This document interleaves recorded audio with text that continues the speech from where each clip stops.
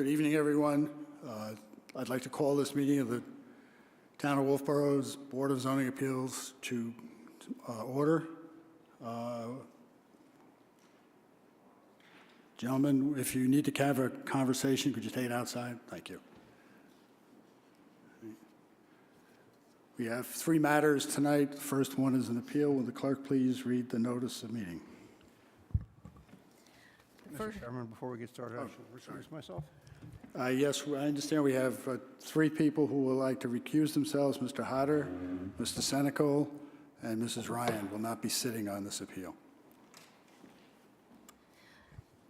The first matter before the ZBA concerns case number 01-AAD-18, tax map number 104-11.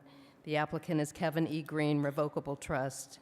This is a public hearing for an appeal of an administrative decision of an October 18, 2017 Board of Selectmen decision to grant authorization of a building permit for property owned by Michael A. Simmons, which fronts on a Class 6 portion of Stoneham Road. This property is located at tax map, again, number 104-11. A site visit was held at approximately 4 p.m. prior to this meeting, attended by all of those seated at this table. Notice of this meeting was provided to the appropriate town offices and to the following: Kevin E. Green Revocable Trust, Nix Esquire, Calvert, Simmons, Foley, Ryan, Reginald Rome II Family Trust, Shirley E. Tutton Revocable Trust, Guillaume McKittrick Family Trust, Hopewell, White Mountain Engineering and Surveying, LLC. Thank you very much. We're here tonight because the Superior Court directed the Greens to file an appeal with our board. I assume that that takes care of any jurisdictional issues that anyone wishes to raise. Therefore, we'll begin the hearing. I'm going to hear from counsel only at this point, and I want to start with Mr. Green. I'd like you to address, Mr. Green's counsel, I'd like you to address the issue of what issues do we hear on this appeal. Can you turn that microphone on, please?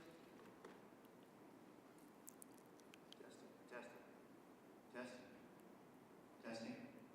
I think you got to kiss it like the rock stars do. Mrs. Chairman,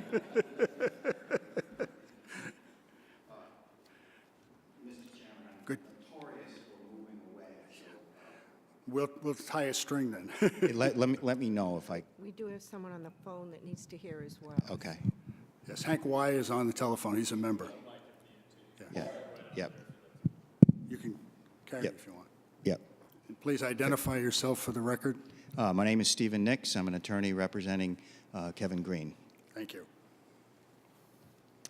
First, I'd like to, on the record, formally object to the telephone conference. I have a visual presentation tonight that's very important for this case. I wasn't aware that one of the members was going to call in. If it's possible for the member that's not here to see the PowerPoint presentation simultaneously with the rest of the board, I wouldn't object. Yeah. 91A gives the board the ability to have a member participate by telephone. There's no method in that statute for someone to object to it.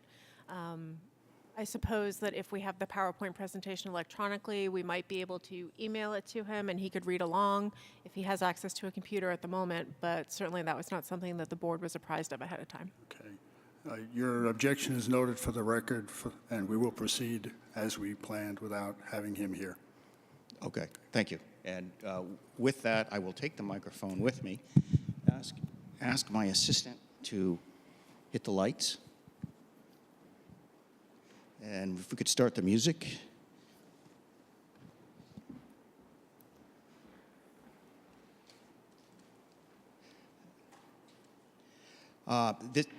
Can everybody hear me?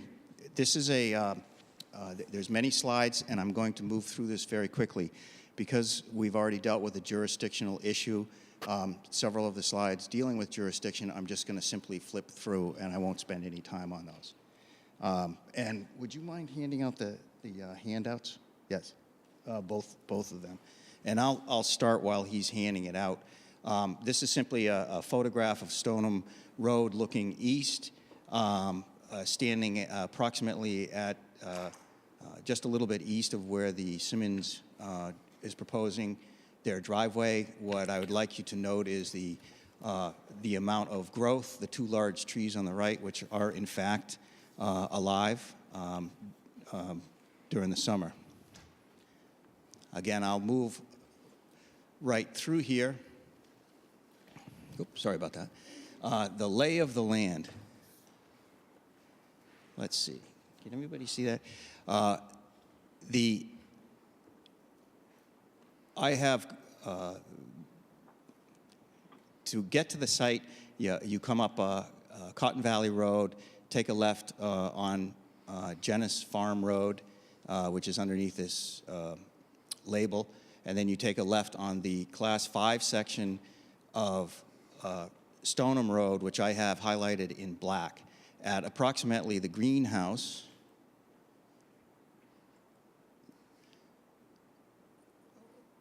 which is right here. It turns into Class 6. This is, I mentioned this during the site walk, and the red section of road that I have highlighted here is the Class 6 section, which leads up to the proposed Simmons house on Lot 11.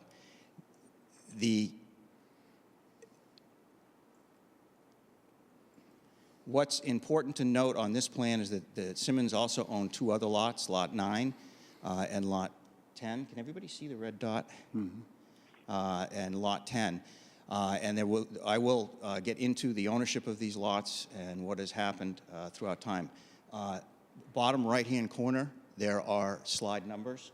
On some of the photos, you can't see the slide number, but if you go to the page before, the page after, you can figure out if you want me to go back to a particular slide at a certain point, take a note, and then we'll come back to it, just to make it easy. The background.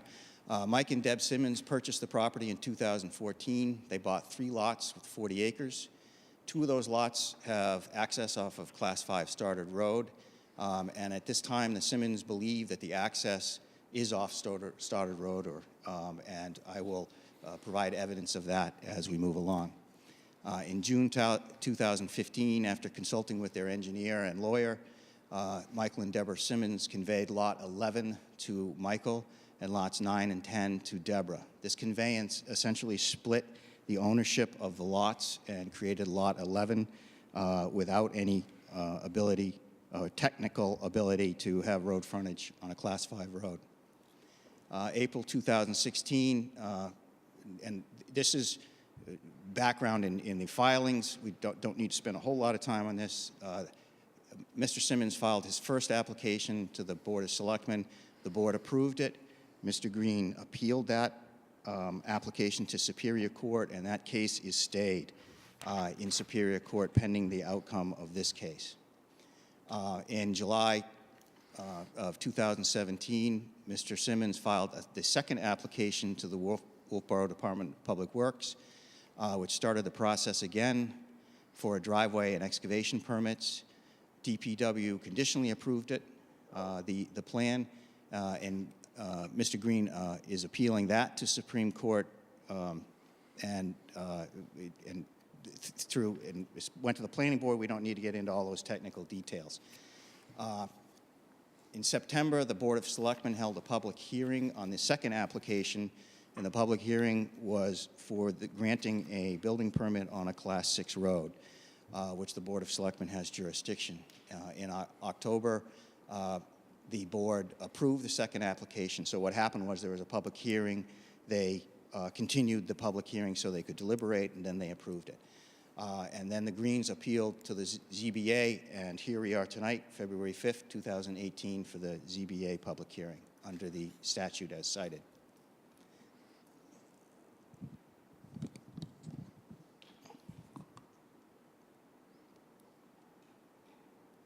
Sorry about that. Oops. This Well, whoops. This is the photo we saw at the beginning, looking east on the Class 6 section of Stoneham Road. Of note here is that this, and we'll see this again in other photos, this line right here is actually the wheel rut. There is no drainage along this side. This is the wheel rut on the other side of the road. This photo, which we will see again, shows looking east as well. Up here on top, you can just see the stone wall, which is the boundary line of the Green property. No, sorry, I didn't know if the gentleman on the other end was calling back. Again, this line right here is the wheel rut, and there is no drainage along this road. This is looking west at approximately the same location. Right in this area down here is where the Simmons driveway would be. Of note is the steep bank up in this direction. This is where everyone parked today. I had noted that the end of the pavement was underneath the ice. It was about where the last car, the red GMC, was parked. That's supposed to be a straight line, but the Green property is on the right-hand side, and this area down here shows the Class 6 area. Of note is the character of the road and the growth of trees and underbrush. Okay, I'm going to flip through several slides here. It has to do with jurisdiction, so I'm not going to say anything about them.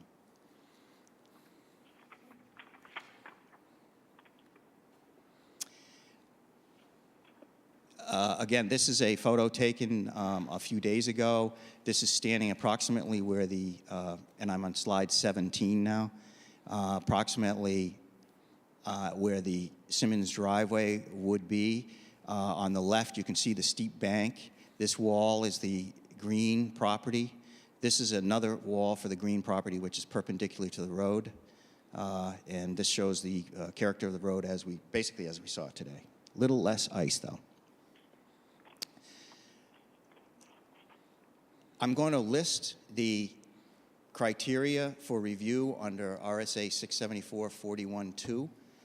This is taken out of the statute. These are the tests that the ZBA needs to consider tonight. I'm not going to read them all. What I have done is I have taken later in this presentation, and I'm going to hit each one, but I wanted to give you the entire list here. And it goes on further. Now, these are all the issues that this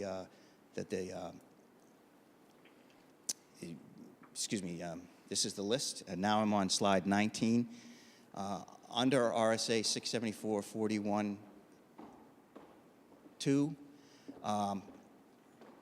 the ZBA must consider the practical difficulty or unnecessary hardship that the applicant is facing, and these are the words directly from the statute. Mr. Simmons is arguing that the hardship analysis for variances should not apply to this language. However, in this case, the terms unnecessary hardship and practical difficulty have been reviewed by the Supreme Court in the context of variance cases, and it is generally accepted procedure to look at other portions of the law that have been reviewed to determine what these terms mean.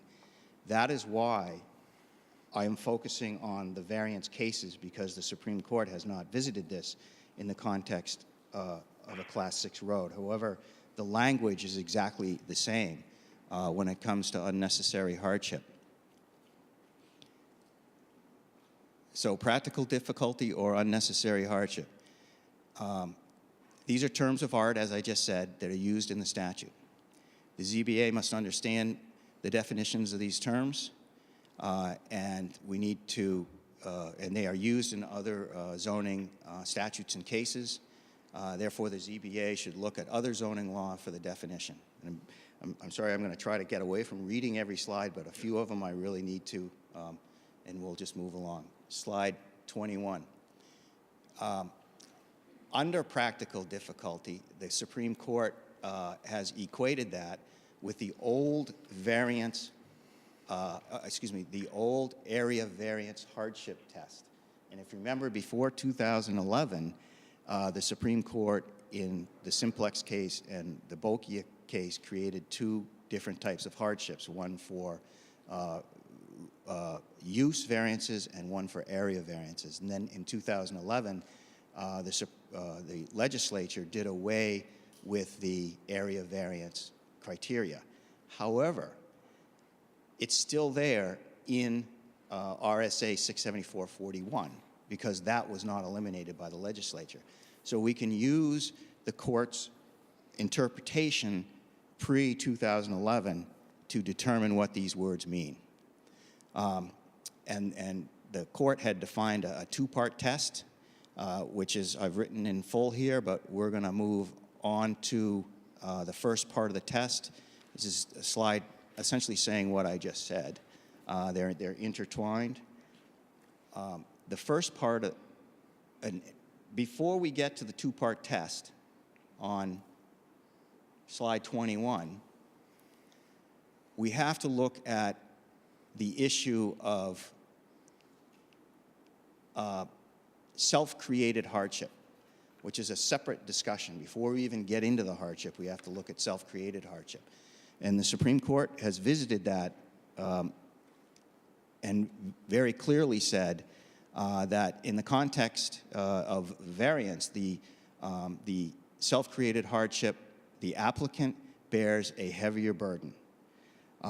So what that means is the applicant carries a heavier burden to show that there is an unnecessary hardship that needs to be overcome. In this case, the Simmons purposely created his hardship. I've handed out several documents that include correspondence from Mr. Simmons to his engineers and others, and I will be making reference to the dates, and I will be putting in a synopsis of what occurred, but you've got the entire document in front of you. In October of 2017, in October of 2014, the Simmons signed a purchase and sale agreement and the purchase and sale agreement, which is on the first page, states that the property is located on Stoddard Road. It says absolutely nothing about Stoneham Road. In November of 2014, Michael and Deborah Simmons purchased the 3 lots. And I've got the copy of the beginning of the deed in there on the signature page. Again, the 3 lots were sold as one, which is reflected in, sold as 3 tracts on one deed. In November, Mr. Simmons emails Jim Rines, and he states he owns 3 lots totaling 40 acres with frontage off Stoddard Road. He discusses the issue in that email that Stoneham Road is a Class 6 road, and that, I forgot the exact terminology, but that the driveway would be coming in from the other way. On May 4th, 2015, Mr. Simmons emails Mr. Rines, and again, they're setting up a meeting for later in May, and he states that the driveway will be coming off Stoddard. On May 22nd, 2015, a few weeks later, Mr. Simmons meets Mr. Rines at the property and again states that the driveway will be coming off Stoddard. Again, you have all the emails.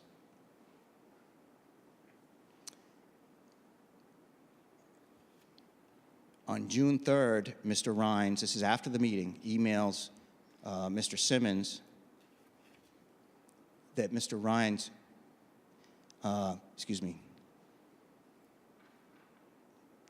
this is on the bottom of slide 24. On June 3rd, 2015, Mr. Simmons emailed Mr. Rines and he asked about changing title to the properties that Mr. Rines and Mr. Murray suggested.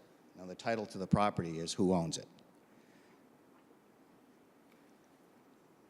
On the same day, Mr. Rines emailed Mr. Simmons back and indicated that Mr. Rines had called Attorney Murray to discuss changing the title to the properties and that they were all on board with doing so.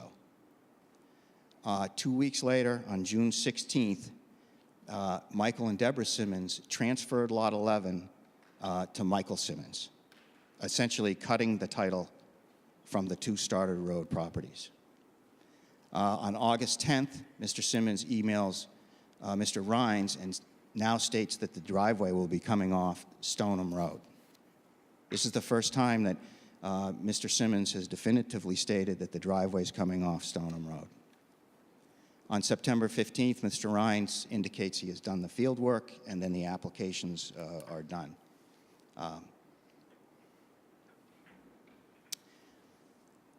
I sent interrogatories to Mr. Simmons in the first case, and one of the questions was, please state whether you investigated driveway access to your property from Stoddard Road over tax lots 103-10 and 104-9. Now,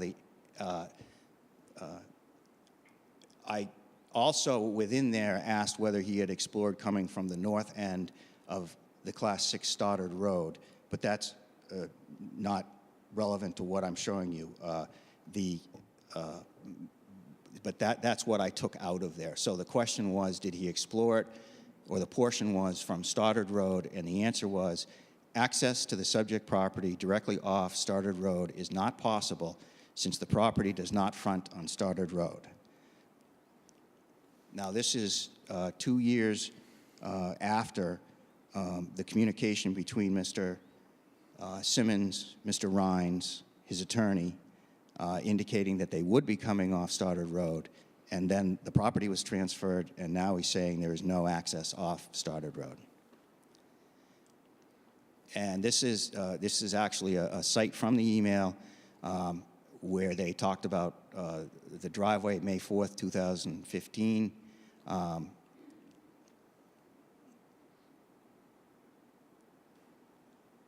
And this slide's out of sequence, but this is back in 2015, and it gives you the exact language. I'm inclined to get an early start. There's two options for a meetup to the top of the hill on Stoneham, preferred building site, or at the base of the hill on Stoddard, where the driveway entrance will probably be. And again, that was in 2015. And in 2017, under oath, Mr. Simmons indicated that there was no access off Stoddard Road. So we're getting back to the self-created hardship issue here. Mr. Simmons. One quick question. Sure. Would you flip back? The two numbers that you have of the lots there are the two lots that front on Stoddard and are not the subject lot on which Mr. Simmons wants to build? In 2015, Mr. Simmons owned all of the lots. No, I realize that, Yeah. but I think I just wanted to clarify what your point is. Flip back one slide, I believe it is. Lots 103-10 and 104-9 are not the one that he's currently asking to permission to build on. That is correct. Okay, thank you. Yep. And actually, I'm going to try something. I don't know if this will work. This is a copy of the tax map. This is. Oh, I'm sorry. This is not a slide. I will have to get this one to you. Sorry about that. This is a copy of the tax map. This is the Simmons Lot 11. This is Stoneham Road, the Class 6 portion of Stoneham Road. This is Lot 9 and 10 that have the access on Stoddard Road. And you can see the relationship of the lot lines here. And that does show that Lot 11 does not have access to Stoddard Road, right? That's correct. Because some folks don't have a copy of that. That's correct.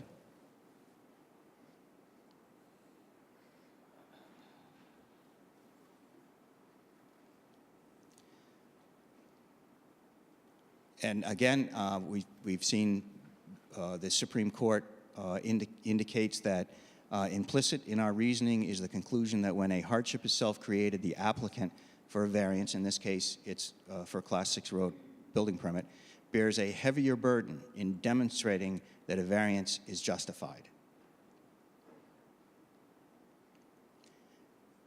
Michael Simmons purposely created the hardship.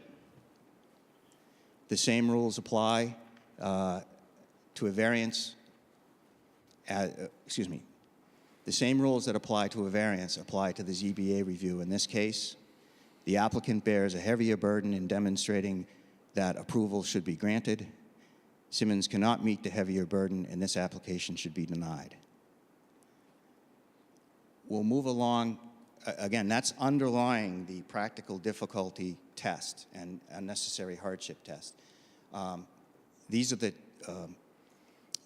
two tests that the court has determined. The approval is needed to enable the applicant's proposed use of the property given the special conditions of the property.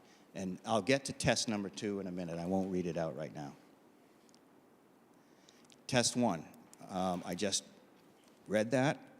Simmons created the false impression of a special condition of no Class 5 road frontage. He conveyed away the 2 lots that had the Class 5 road frontage and has created this situation himself. Therefore, he carries a higher burden to show the special condition after purposely self-creating the hardship.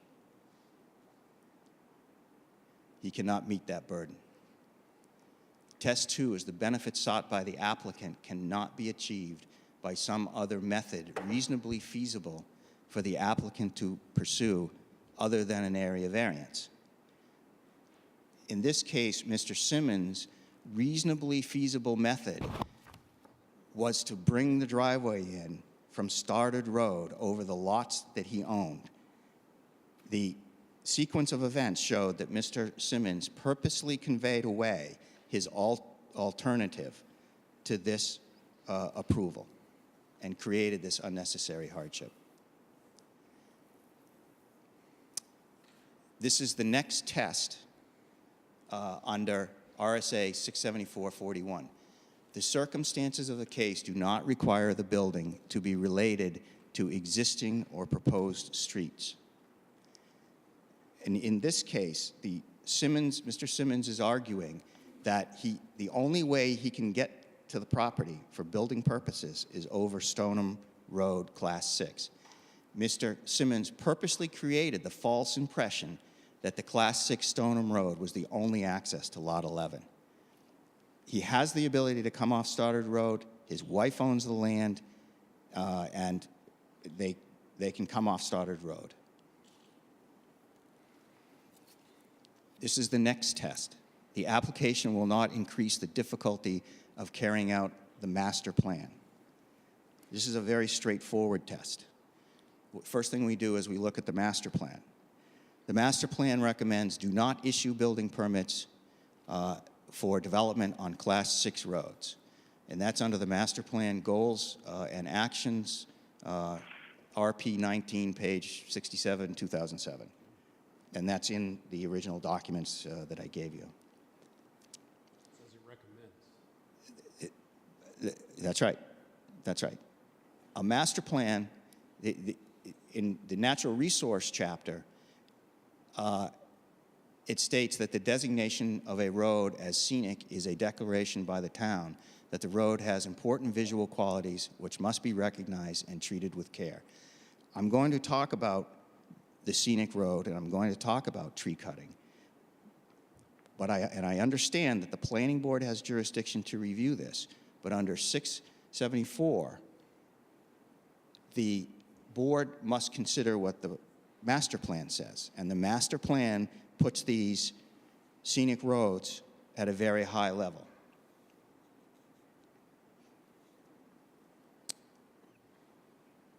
This is what I just said. The Simmons, and in a minute we'll get into this, the Simmons proposal will kill and destroy most of the trees on Stoneham Road. And that comes from the Selling report. The green flags that you saw out there were a representative sample of additional trees that will be killed or destroyed in this proposal. They may or may not be directly within where the excavation is going to occur, but the excavation is going to occur so close to them that it will kill the trees. Are those trees on the town of Wolfeboro's right away? Yes. Okay. The Board of Selectmen, in making its decision, cited the master plan housing goals in support of its decision, and where it states, seeks to create opportunities to allow for home ownership for people of all ages and all income levels. If you read this portion of the master plan, what this quote is talking about is affordable housing. What the Simmons are proposing is a high-end house on a view lot that's going to be very valuable, and this quotation from the master plan was not intended, when you read it in that section, it was not intended to create additional high-end homes. It was intended to create workforce housing, affordable housing. And I think it's, and let me go back to the master plan. Master plans are planning guidance plans. So a master plan, by default, doesn't say thou shalt.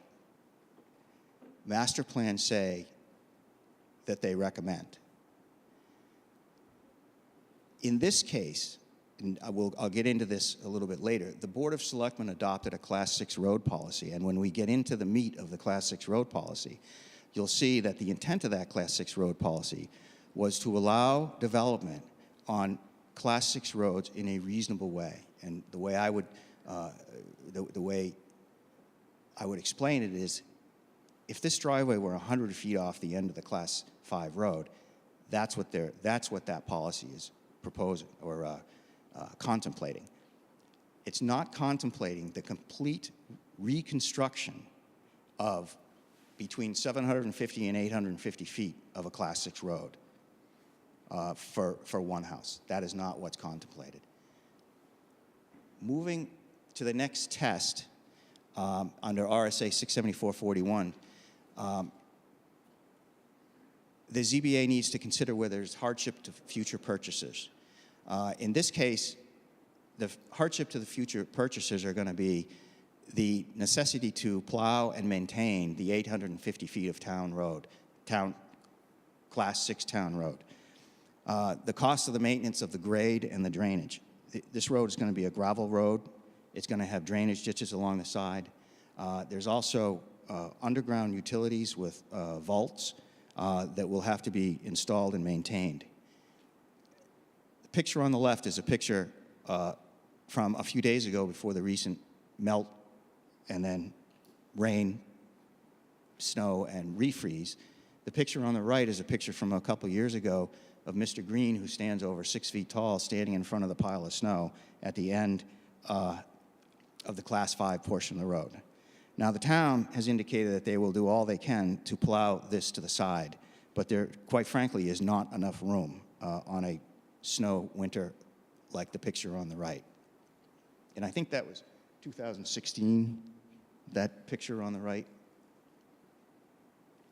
This is a picture from last year, and this is the Green's driveway is on the right here, and this is the pile of snow at the end.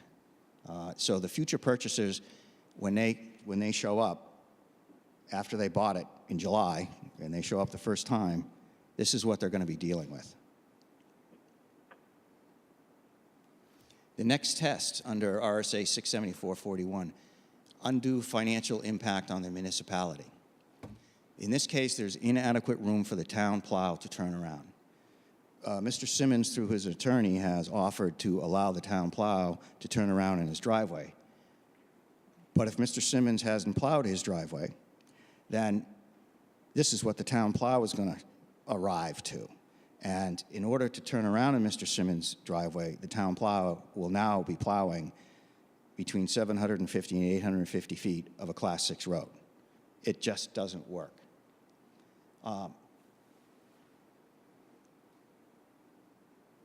This lot is going to be a high-value tax lot, a high-value lot with high taxes, with a view lot. And as historically has happened throughout New Hampshire, when people pay high property taxes, in the future they demand more municipal services. The fact that Mr. Simmons has signed a waiver of liability doesn't mean that the ambulance isn't going to try to get down there.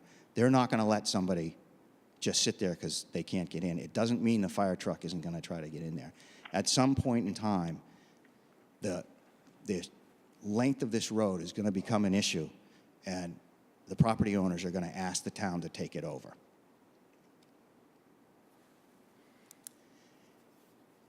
We talked about inadequate room for the plow to turn around.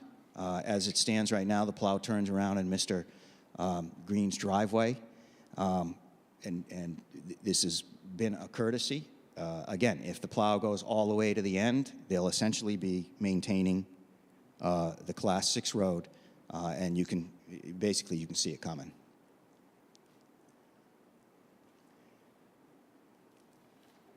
The second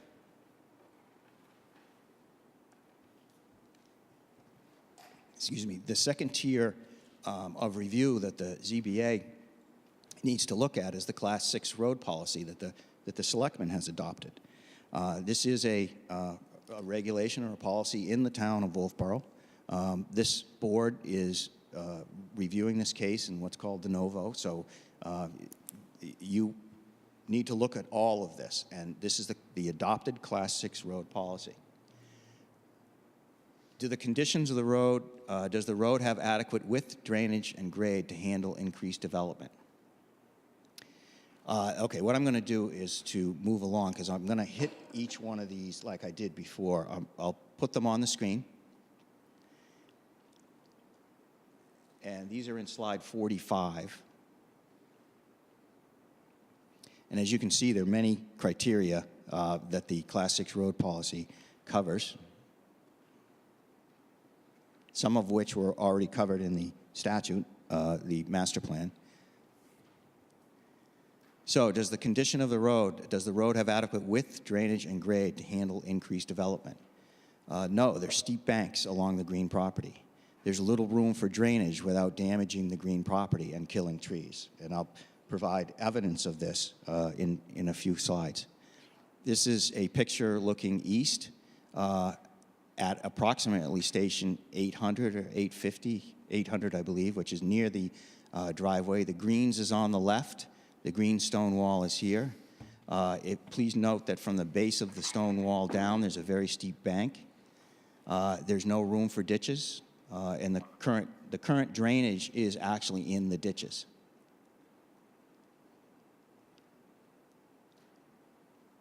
The roads leading to the property.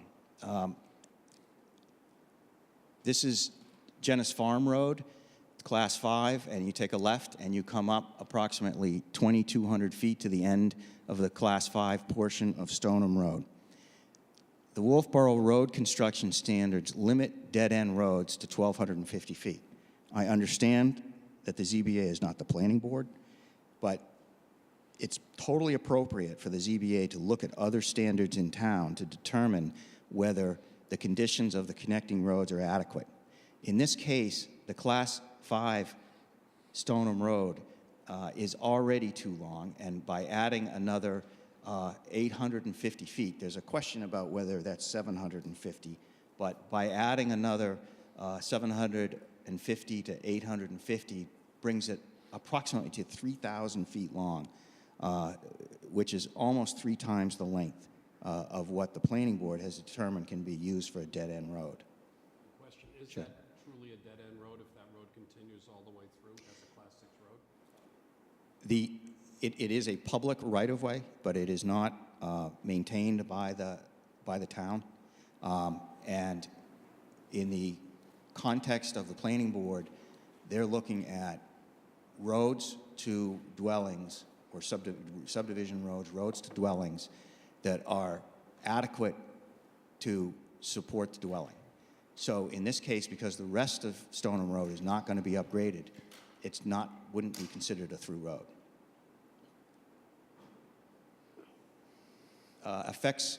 The next test, Wolfeboro Class 6 Road, effects on municipal services. Will the contemplated development result in need for increased police, fire?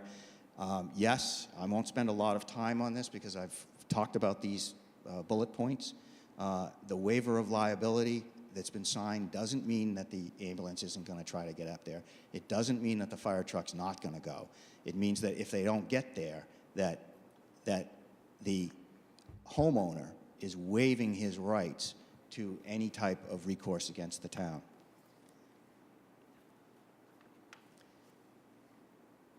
The next test is the issuance of the permit likely to result in an occasion to lay out the road as a Class 5 road? Yes, is the answer. Creating this road to the first lot is the camel's nose under the tent for the additional 2 lots. And so the road will be upgraded from, oh, I can't write on this one, from approximately this area here to here. The next view lot is right here.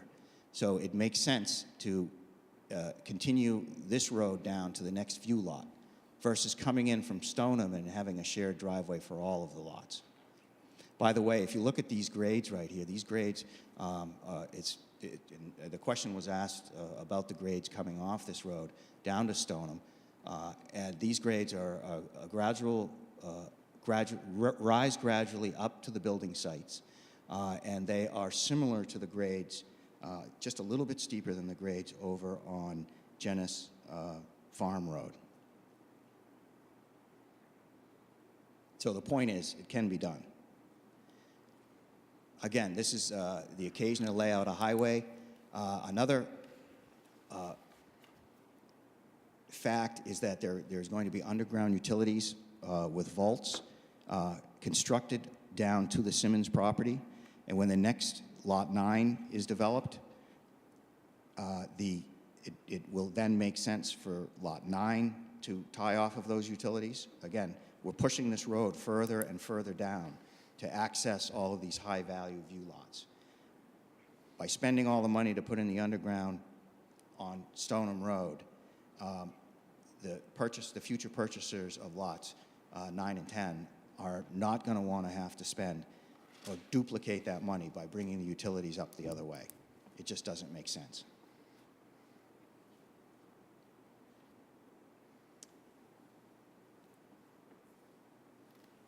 Oh, I'm sorry, I'm going right here.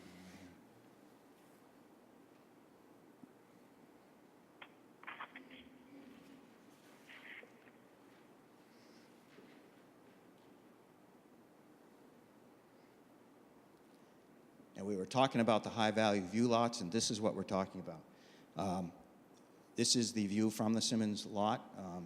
I took this picture standing in the road, looking out. Beautiful view of the mountains. These lots are very desirable. If this road were built down in there, the value of this lot, by the way, the Simmons paid $140,000 for 3 lots. If this goes through, the value of this lot is going to skyrocket. And then they still have 2 more that will be built off the end of this. How will the proposed development affect neighboring properties, and how well does the proposed development fit into the general growth and development patterns in town? This development is about changing the character of a Class 6 scenic, narrow, wooded road. This isn't about whether Mr. Simmons should build his house on his lot. That's not what this is about. This is about changing the character of the Class 6 road when there's an alternative for him to build his house. That's all we're talking about, is the change in the Class 6 road. We have not indicated that Mr. Simmons cannot build his house. He had adequate access from a Class 5 road. He still does. We make the argument he still does. His wife now simply owns the land, and he could come in that way. These are pictures. On the right-hand side is a road called Sandy Knoll Road in Tuftonboro. This is a Class 6 road. It's 2 rods wide, 33 feet wide, and this road went through the same process that we're going through right now. On the left are the pictures which you've already seen of Stoneham Road, and this road in Tuftonboro was approved. The same design engineer was involved, and this is what the road looked like before and after. This is Sandy Knoll Road, and if you look right here, here's a telephone pole. The telephone pole is right here. You can see it's very narrow, and this is what happened. Now, this road was required to be paved, and the width of it is 18, but there wasn't enough room for drainage, so they put the drainage underground. So that there's a little bit of a design difference, but and we'll get into some other slides, which will show you that the design for this road didn't fit. And what happened was there's a retaining wall that needed to be built, which was not on the original plans. That retaining wall is right here. You can see that the cutting of the grades back wouldn't work. So this is a representative sample of a similar road and what it looked like before and what it looked like after.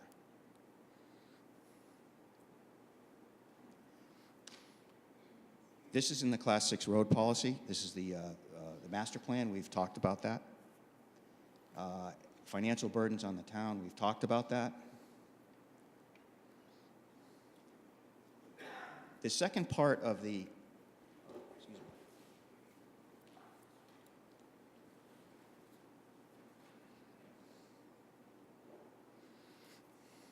the second part of the Wolfeboro Class 6 road policy are construction standards. First were criteria for evaluating, and then the actual construction standards. And what this says is that cutting and clearing shall be limited to the existing traveled way, and the Board of Selectmen may approve cutting and clearing outside the traveled way, but still within the town right-of-way, if reasonably required in connection with grading and existing drainage.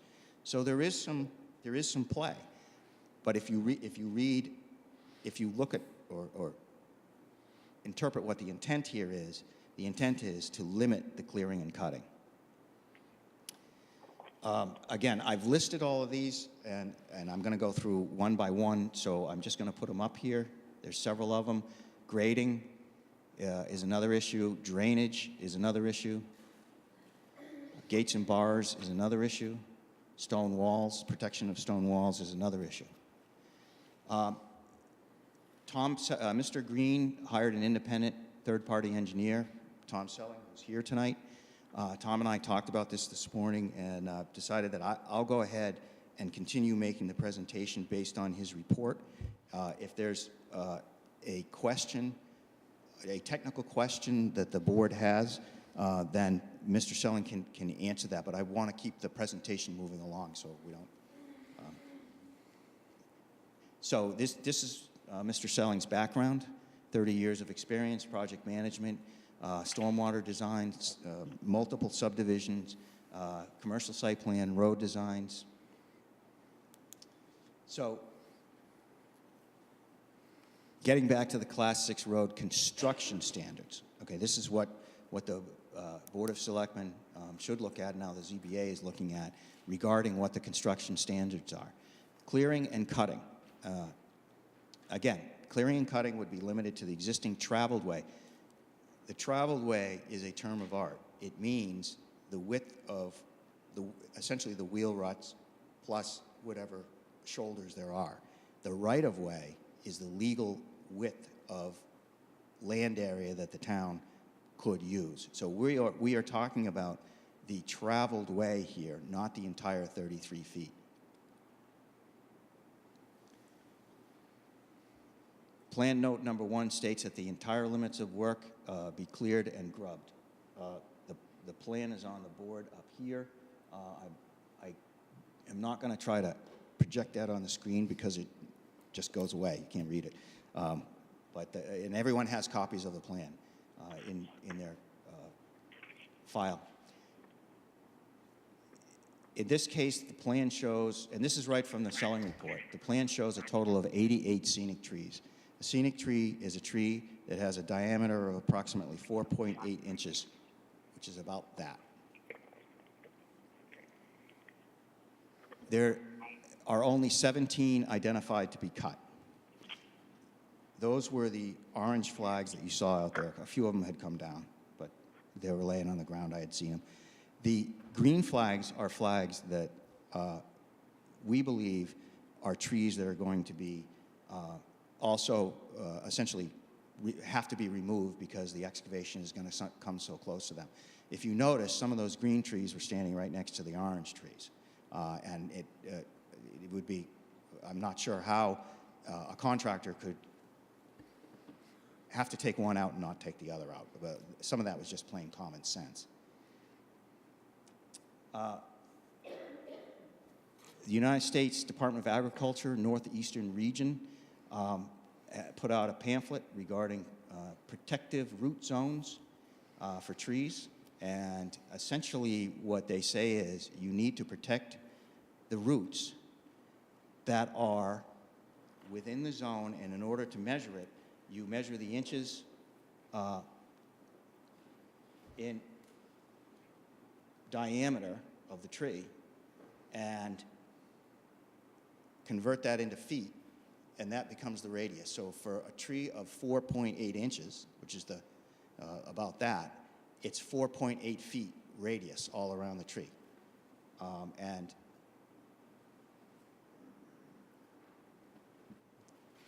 this is the document that was attached. There was a little go-around about whether we were using a document from Missouri or whether we were using the document from this one, and this one is the Northeast region, applicable to New Hampshire, directly applicable. And this talks about the protected tree zone. You can see in this sketch down here how far out the protected tree zone, protected root zone goes. This is a cross-section that Mr. Selling put together, and what is of note here, this is a typical cross-section. This tree right here is 15 inches in circumference, which equates to 4.8 inches, and here is the protected root zone right here, and you can see that's the green line. I'll outline that in red right there. This speckled area is the area on the Rhine's design plan that calls for this area to be completely excavated out and that new material be put in. It's the road base. So anything that's speckled will be completely removed. And as you can see, it's going to be impacting almost to the base or well within the 4.8 feet, almost to the base of the, almost to the tree trunk itself. Let me change colors.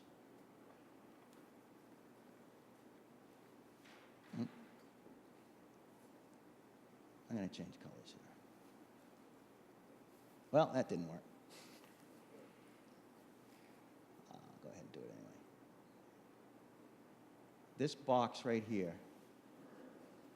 is the concrete vault for the utilities. Now, there's one of these, but there's also and we will see this in a minute, there's also a trench cut the entire length of the road as you walk down the road towards Simmons on the left-hand side. That's approximately 5 feet deep, the entire width down. And what's the width of the trench? Do you remember? It's 48 inches wide, and it will end up approximately in this area. So anything within that area, all roots will be removed completely. And what we were showing with the green flags out there are a representative sample of the trees that are going to be killed because of the construction, which are not indicated, they're omitted on these plans. In the upper right-hand corner, again, you have this in your packages. This is the, I don't know if you can see them, but this is the circumference of the trees and the root zone. And some of these, the next few slides indicate that many of the trees that weren't marked are going to be removed, or they're going to be killed because the root protective zone is so large. And those are the slides 63, 64, and 65. If you look at some of the larger trees, here's one with a circumference of I lost my,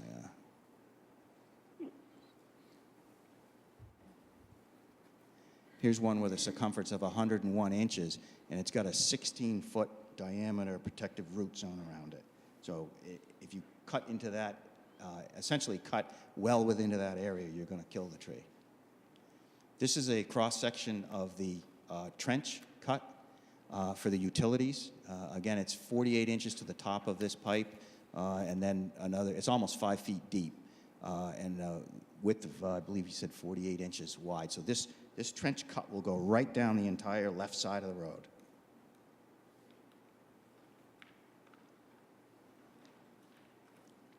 The next construction standard is grading.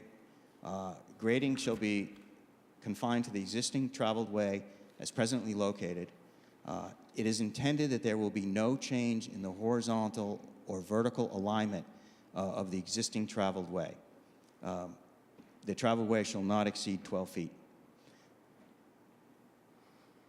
In this case, almost the entire length of the road will be raised 2 feet. And that's indicated on this cross-section right here. In some places it's a little less, some places it's a little more, but what you are walking on today will be raised up 2 feet.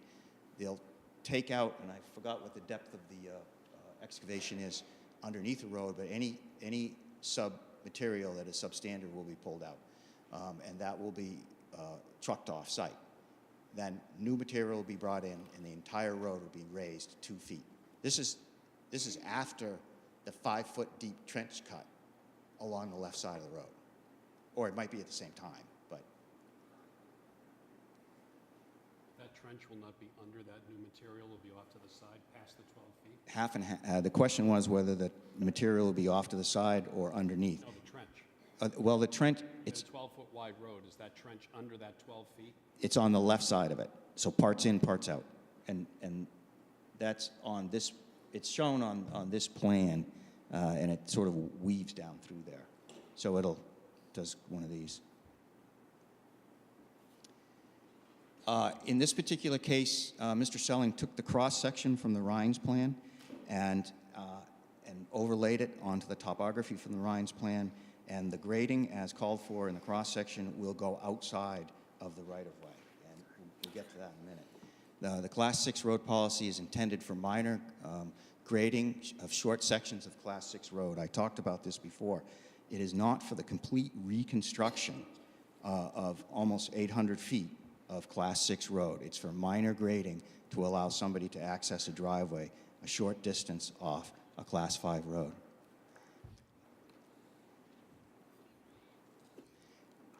This is the cross-section, and Tom, while I'm talking, could you put up the plan that has the cross-section on it? It's on the, yeah. Tom's going to, Vanna White is going to put up the, I think it's on the floor, Tom. He's going to put up the plan that shows the design cross-section that Mr. Selling used to overlay on the Rhines topo. And as you can see here, this is station 7 plus 50. And what stationing means is it's the surveyors and engineers' language to figure out where you are on the road. So somewhere is 0.0.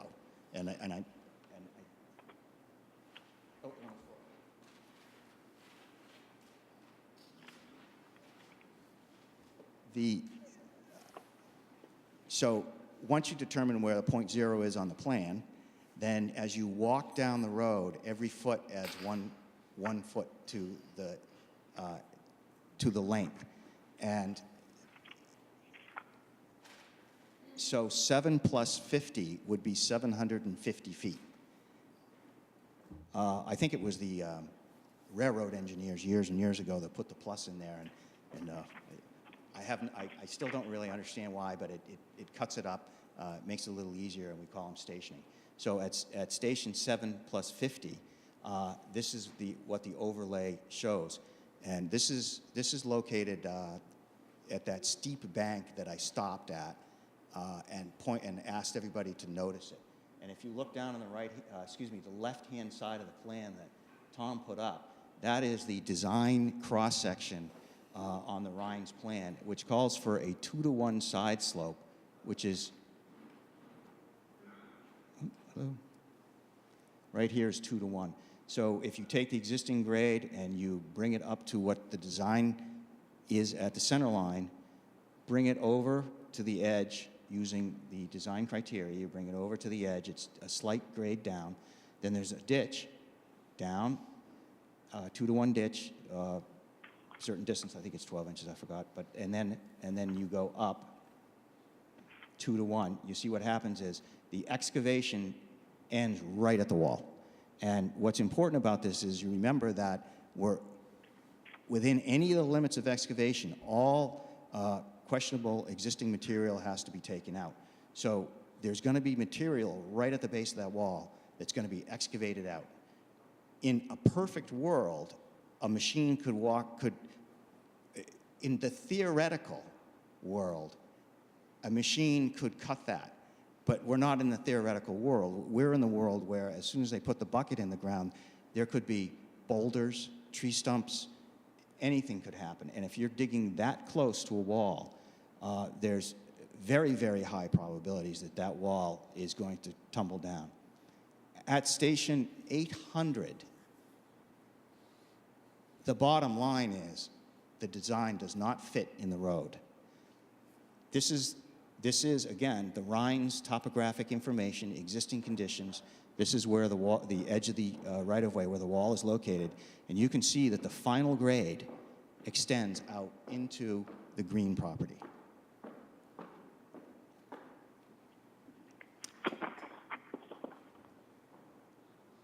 At one point when we were out today, I asked everyone to go over and take a look down off the edge. And if you were to have gone down below and looked back, you would see this rubble retaining wall. Mr. Green is standing next to it. This is a shot. There's a lot of it covered with snow. But this shot, he's standing right at the base of it, and he's holding a 6-foot tape. Mr. Green's a little over 6 feet. And you can see up here is where the existing road is. This is almost a vertical drop of approximately 6 feet. This feature is omitted from the Rhine's plan. It is not on there. Here's another shot of it. The question is, what happens when you dig a 5-foot deep trench cut a mere few feet from the edge of this stone, loose-laid stone retaining wall? What happens to the retaining wall? What happens if the retaining wall fails? What happens if the retaining wall is insufficient to support the cars and trucks that are going to be going up and down that wall? It is omitted from the plans. It's not contemplated in the design. The next criteria is drainage. All drainage work shall direct water in the existing natural pattern and existing water courses. Drainage shall not be directed into any new water courses onto abutting properties. Now, in this case, the drainage is completely redirected. It redirects the natural drainage pattern from a sheet flow, which comes down off the green property and sort of flows over the road. There's a ponding down near the steep bank where we stood after rainstorms, and then it goes down over the Foley's land. This design is calling for approximately 750 feet of new roadside swale on the upland side to redirect all that natural flow down to the Simmons property, and then the Simmons have agreed to allow a large culvert to cross under the road and then exit on their property. And they're saying this is okay because they're going to give an easement to the town. But the Class 6 road policy says that the drainage shall not be redirected. It doesn't say if you give us an easement, you can redirect it. It says it shall not be redirected. This is also a major change in the natural drainage pattern. Mr. Selling performed an analysis, a drainage analysis. Oh, can I have that drainage? This is the drainage analysis that Mr. Rhine's office did, and what this reflects is that this is what's called one drainage catchment, and the entire hillside was designed to, or what they did was they ran one calculation of the entire hillside, and they put it through the pipe. They did not take into consideration the roadside swale, which is another drainage element.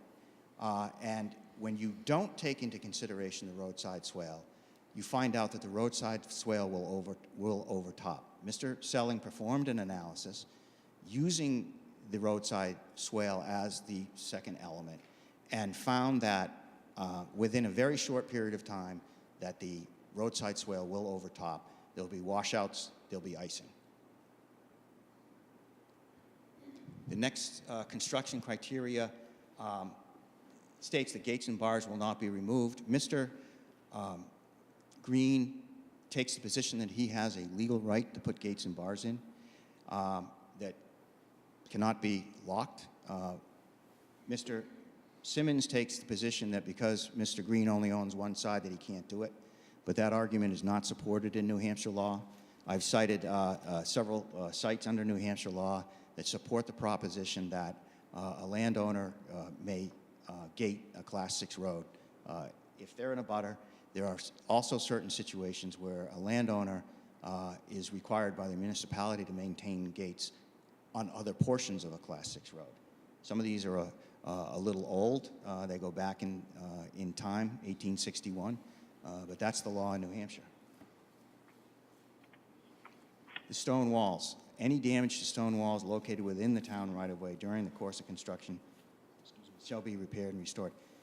As we saw at Station 800, the Jim Rhines cross-sections are going to go beyond the stone wall. The stone wall will be destroyed. It is not shown on the plans. We were able to figure it out, but those final contours were not shown on the plans, and the stone wall will be destroyed there. The other elephant in the room is what's going to happen to that 6-foot stone retaining wall that is omitted from the plans. How is that going to be addressed? The ZBA should deny this application because it does not meet the requirements of 674-41.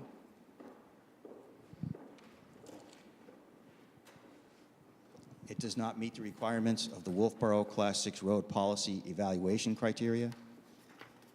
It does not meet the Wolfeboro Class 6 road policy construction standards.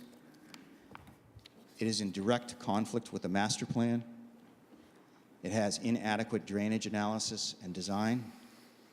It will encroach on the Green's land and will destroy green stone walls. It omits the consideration of the 6-foot tall stone retaining wall. I should also add in there, I think I ran out of room, that most, if not all, of the trees within the right-of-way will be destroyed. And again, we look at Stoneham Road on the left, Sandy Knoll Road on the right. These are before. On the right is Sandy Knoll Road, before and after. On the left is Stoneham Road, and what's it going to look like after? Thank you.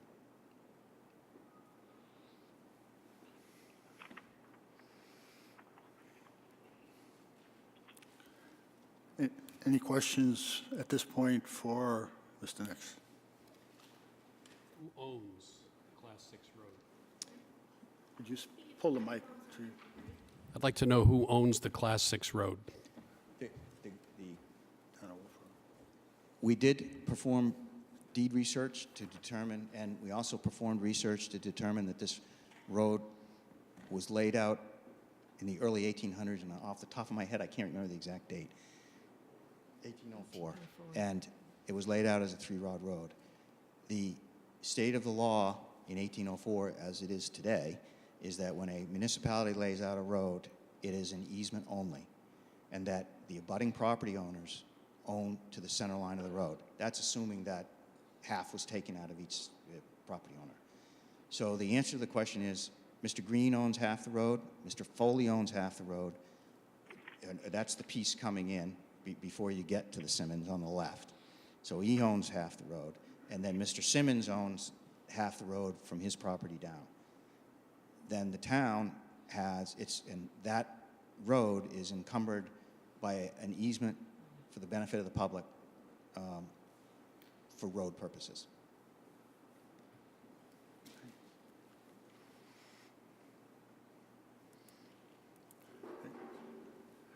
Thank you very much. Do we have someone representing the opposition wish to make a... Oh, Hank, do you have any questions? No, I'll defer my comments till later. Thank you.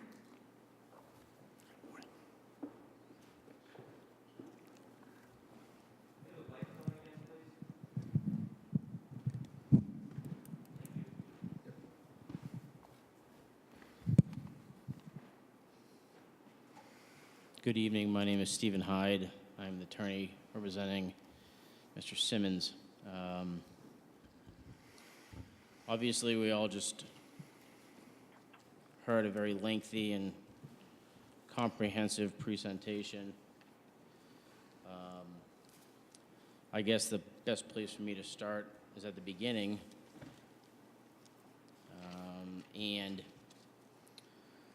That was a comment made by the chairman indicating that the Superior Court had ordered Mr. Green to file this appeal, and that is absolutely not true. There is no truth whatsoever to that statement. The first case that Mr. Green filed against my client, which is presently before the Superior Court in Carroll County, which is stayed pending the outcome of multiple appeals that were filed with the town and multiple boards in the town. That case is a case in which the town filed a motion to dismiss the case filed by Mr. Green, and in the court's order on that motion to dismiss, the court made a very detailed analysis of which board's orders needed to be appealed to the ZBA or some other body in town prior to being appealed to the Superior Court, such that Mr. Green exhausted his administrative remedies. So, as we know, Mr. Green has filed numerous appeals of numerous different things that my client has been granted. This being the second Board of Selectmen approval of the issuance of a building permit. He was also approved for a driveway permit and an excavation permit, both of which have been appealed to 3 different bodies. Well, to a person and 2 bodies. And which ultimately was not heard by the planning board where it wound up, and which is now the basis of a second lawsuit where Mr. Green has sued the town planning board and my client with regard to that matter. But in particular, your comment that the Superior Court ordered that the Board of Selectmen's decision be appealed here, it didn't, because the second application has never been before a court. Therefore, a court never made an order directing basically a remand to the ZBA. So that particular statement, while I understand the genesis of it, unfortunately, is not accurate, and for people to, and for the record to reflect that the Superior Court ordered the Greens to come here, or Mr. Green to come here with this appeal, that's just not correct. Perhaps I may not have a decision of the court, but what I have appears to be a decision of the State of New Hampshire Superior Court for Carroll County, entered on June 15th, 2017, signed by Amy Ignatius, presiding justice, in which it says, the court finds these claims involve a question of administrative discretion, and therefore the Greens should have exhausted their administrative revenue. That is, the Greens should have appealed the issue to the ZBA, which is what they're doing.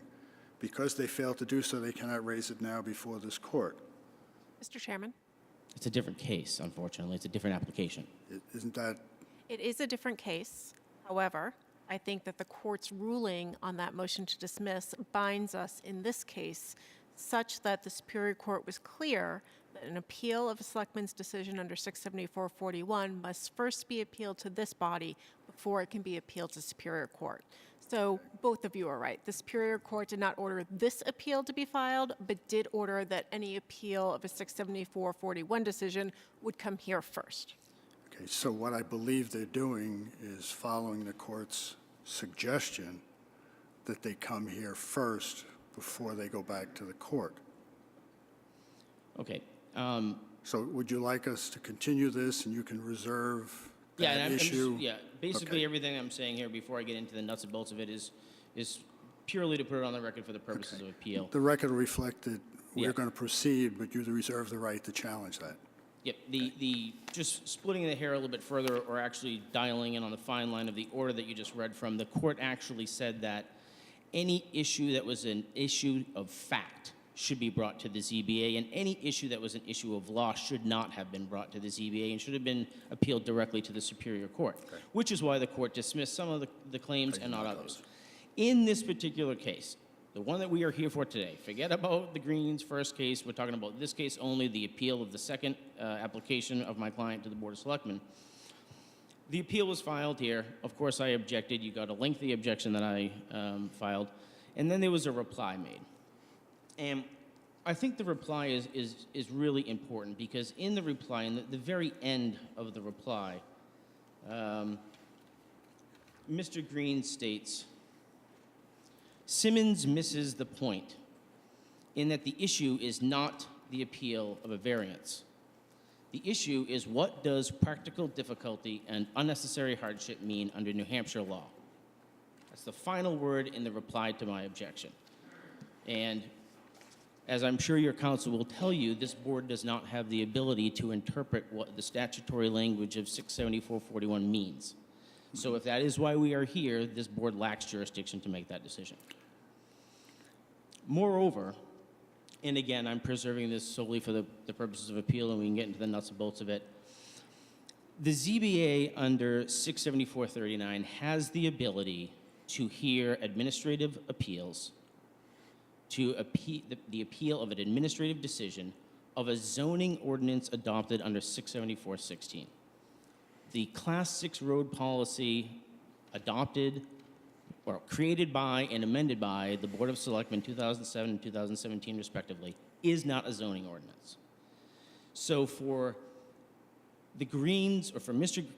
Green to bring his appeal here of what he's saying is a zoning ordinance when the decision is based on something that is not a zoning ordinance, again, that appeal is not properly before this board, and I just note that for the record.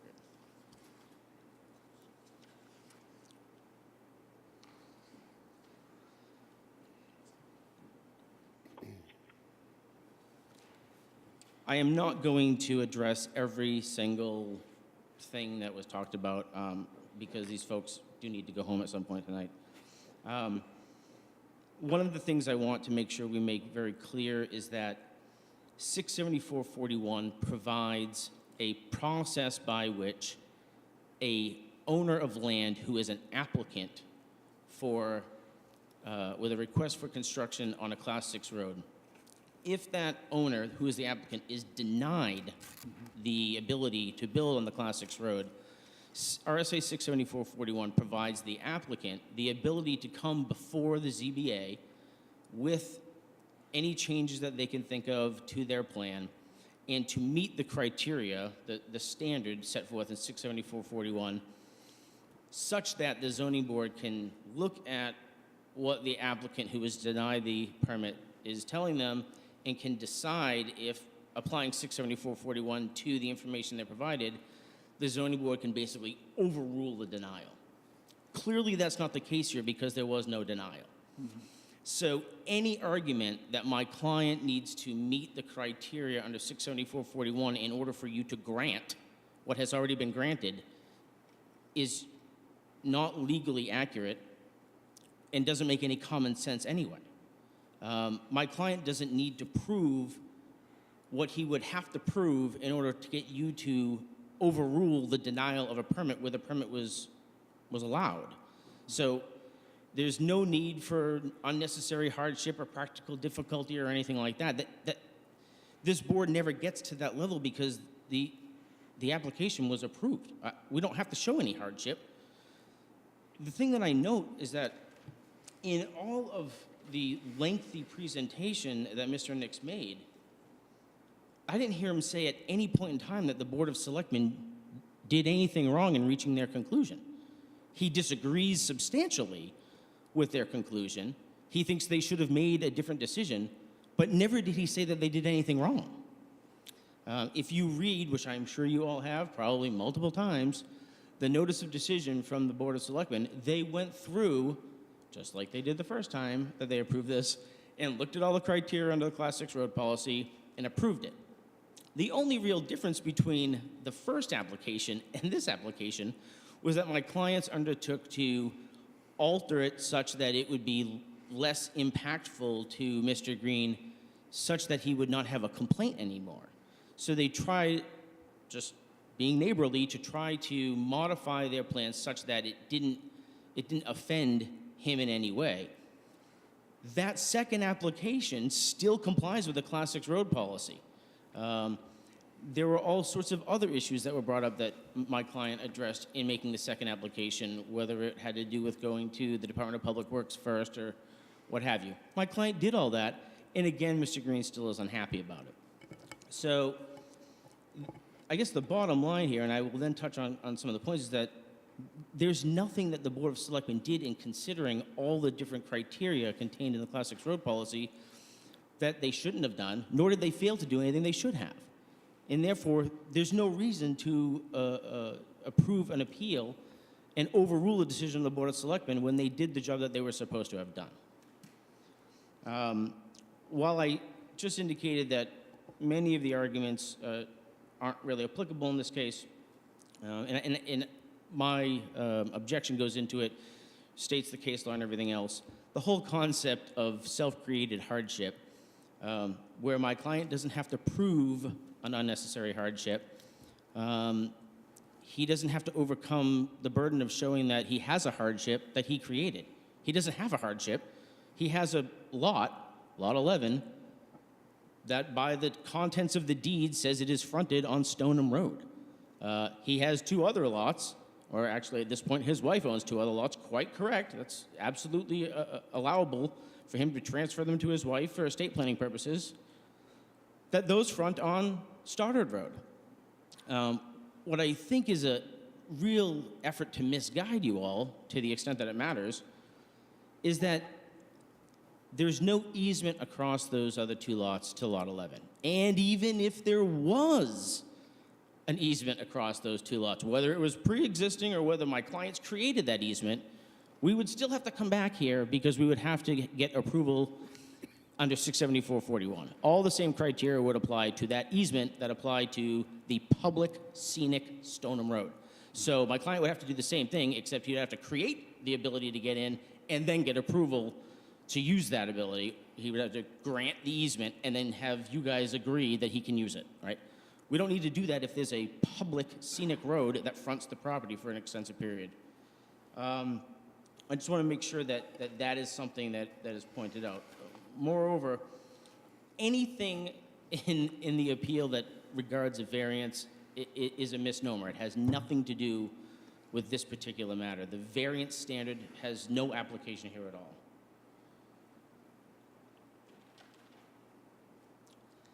There was a lot made of the impact on trees, as you all know, to the extent because this is a road that's classified as scenic, to the extent that anybody wants to cut any roads that would be impacted by the scenic road tree policy, that's something the planning board will deal with. It hasn't even come up yet. We don't know if those trees are going to be impacted, and therefore it's not something ripe for you to consider at any rate, because the planning board hasn't yet heard it.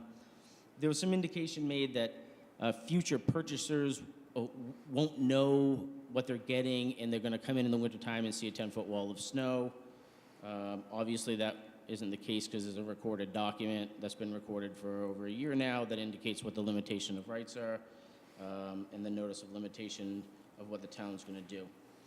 There was some indication that, and I tried to wrap my head around this, and I'm still having trouble, that the town plow won't have any place to turn around. And I don't understand how that's applicable here because the town's not going to plow the Class 6 portion of the road. So they're going to stop plowing where they stop plowing now. If Mr. Green says, no, the town plow can't turn around in my driveway anymore because you let Mr. Simmons build his house, that's on Mr. Green. That has nothing to do with Mr. Simmons. The town's not plowing the road, and therefore the plow has no need to turn around in any different spot. My client has indicated, though, if the town plow wants to turn around or any other town vehicle wants to turn around in our driveway, they're welcome to do so. The whole concept that this is going to create an impermissible dead-end road, to me, is concerning, because this is a public, scenic, Class 6 through road. It's not creating a dead-end road. There is not going to be a dead end at any time in the future, and nothing under this application that has been approved from my client twice is going to create a change in the road to make it a dead end. Moreover, the portion of the road that my client has been authorized to have an excavation permit on is a portion of the road that will be improved at my client's expense. There'll be no expense to the town whatsoever. The town is not going to have to pay for that upgrade.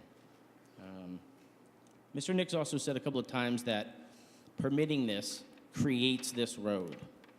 And again, to me, it's kind of the same, sounds the same to me as creating a dead end. There's no creation of a road. The road has been existing since the 1800s, as I believe he said.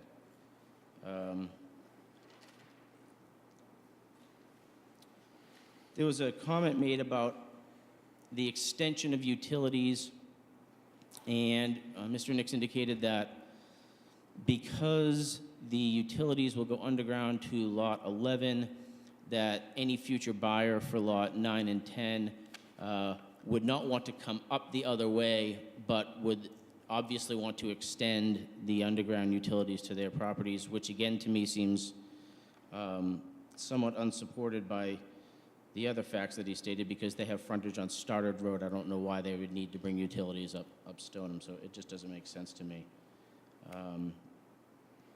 The whole issue with the Tuftonboro Road, I'm not really sure that, nothing like that was presented to the Board of Selectmen in making their decision.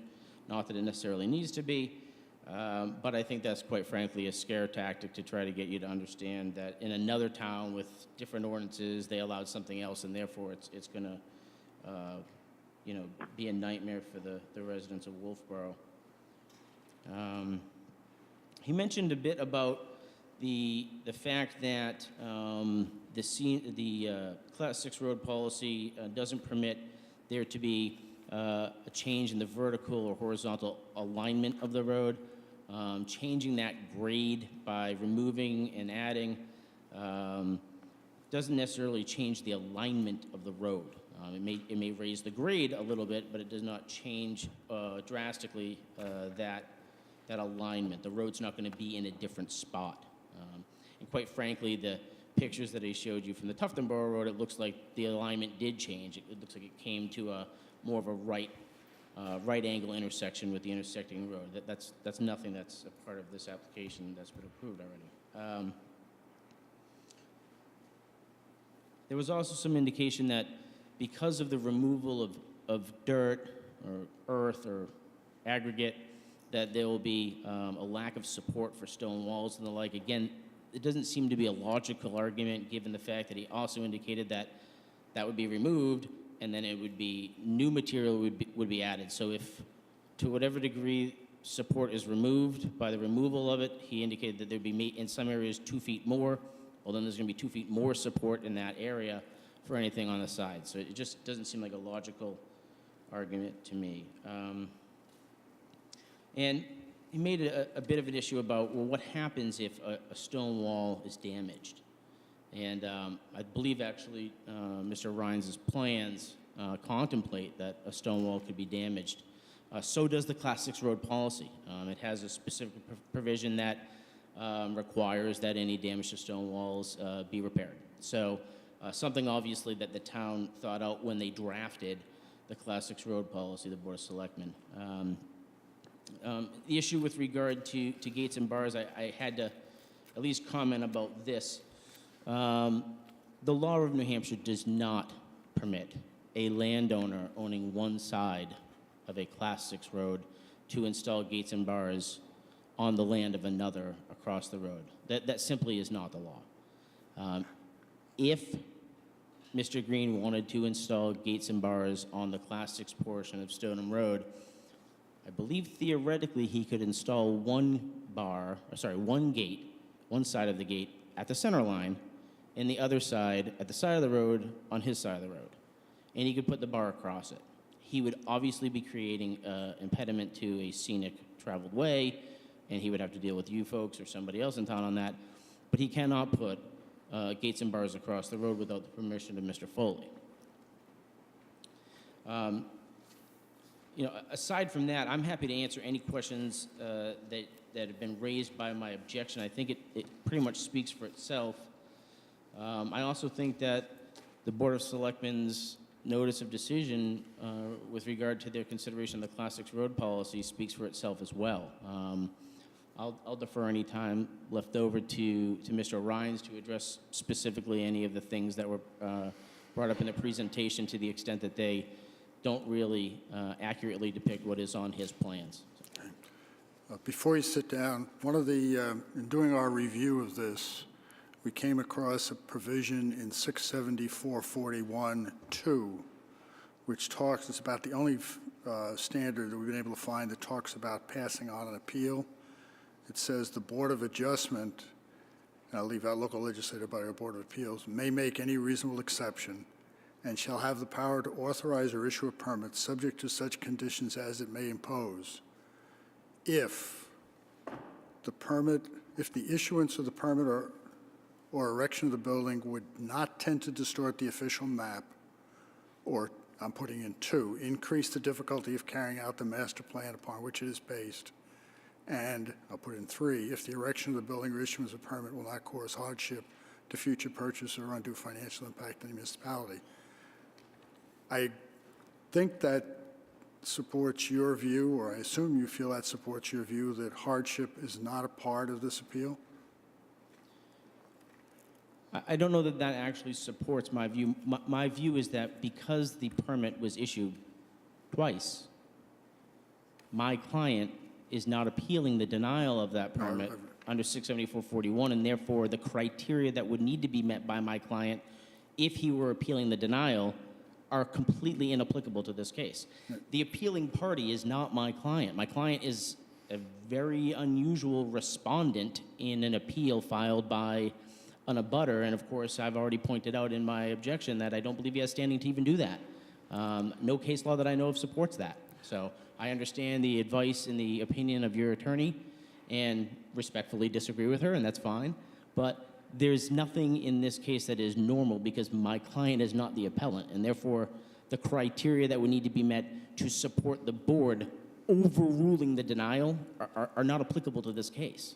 My client's not seeking for you to allow him to do it another way over the objection supposedly of the Board of Selectmen because they approved it twice. I understand your argument. I think the court is sort of saying there should never be a decision that can't be reviewed, that the Board of Selectmen's view here is not final.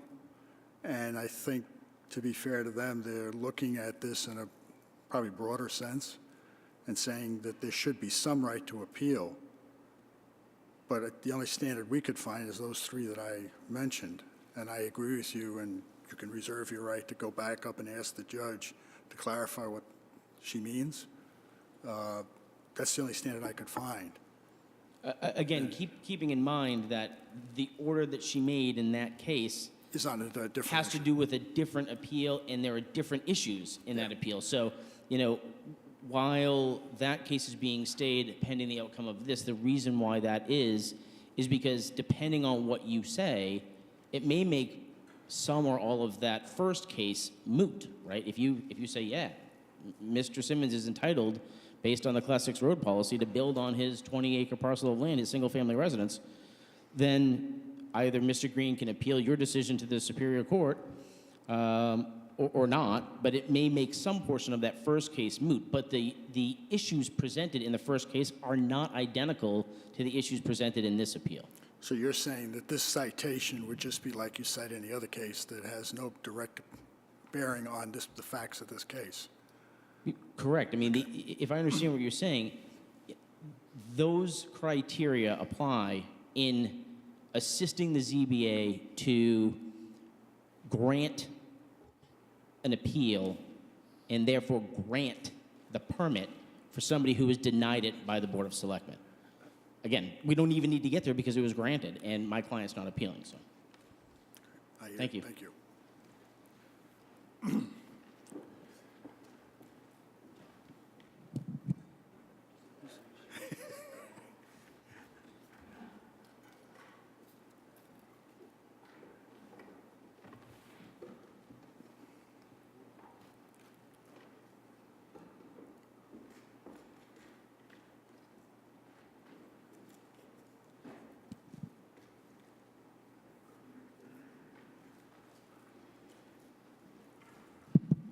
Sounds good. Mr. Test. Hines, Hello, hello. All right. we can hear you now. So since our design was critiqued heavily this evening, I'll just speak to a few of the technical things. There was a lot made about, and Steve has already, Steve Hyde has spoken about the lots. They existed. We didn't create anything. This lot has always only had frontage on a Class 6 road, and regardless of who owns it, its only statutory frontage is on a Class 6 road. So I just want to make it crystal clear. And whether they got those 3 separate lots of record in a single deed or whether they got 3 separate deeds makes no difference. Those lots exist that way. They did not create them. So they have always been this way. There was discussion about the Simmons building a high-end home, and you know, the sky would fall when that happens. The reality is they're proposing to build a 1,600 to 1,800 square foot 2-bedroom retirement home. So that's the high-end home. Whether it has a view or not, that's the lot. If it has a view, it's going to have value. There's been discussion about it being 850 feet. It's been referenced multiple times. Then sometimes they backed off and said maybe it's 750. It is 750 feet. The stationing starts at 1 + 0 and ends at 8 + 50. We do that so that rather than starting at 0 + 0, if they make improvements less than 0, then you have negative stationing. So we started at 1 + 0. There was discussion about the length of the road from Jeunesse Farm and how that exceeded the criteria. And I took note that Forest Road is a dead-end road. And beyond the 1,250-foot point on Forest Road, where there are no other means of going beyond it, it's 5,050 feet. There are 132 lots beyond that point. 53 of those are undeveloped. So by Mr. Nix's analysis, those 53 lot owners should be prohibited from developing. Pleasant Valley Road, it's 15,750 feet beyond the point where it is 1,250 feet long. There are 329 lots, and 65 of those are undeveloped. So again, by the Nix analysis, those 65 lots should never be developed. There was discussion about Sandy Knoll Road in Tuftonboro, which is another case that Mr. Nix has litigated unsuccessfully to this point with the abutter. And the reason that's called Sandy Knoll Road is because it is highly erodible sands. I have for you here the NRCS soil type that I will submit.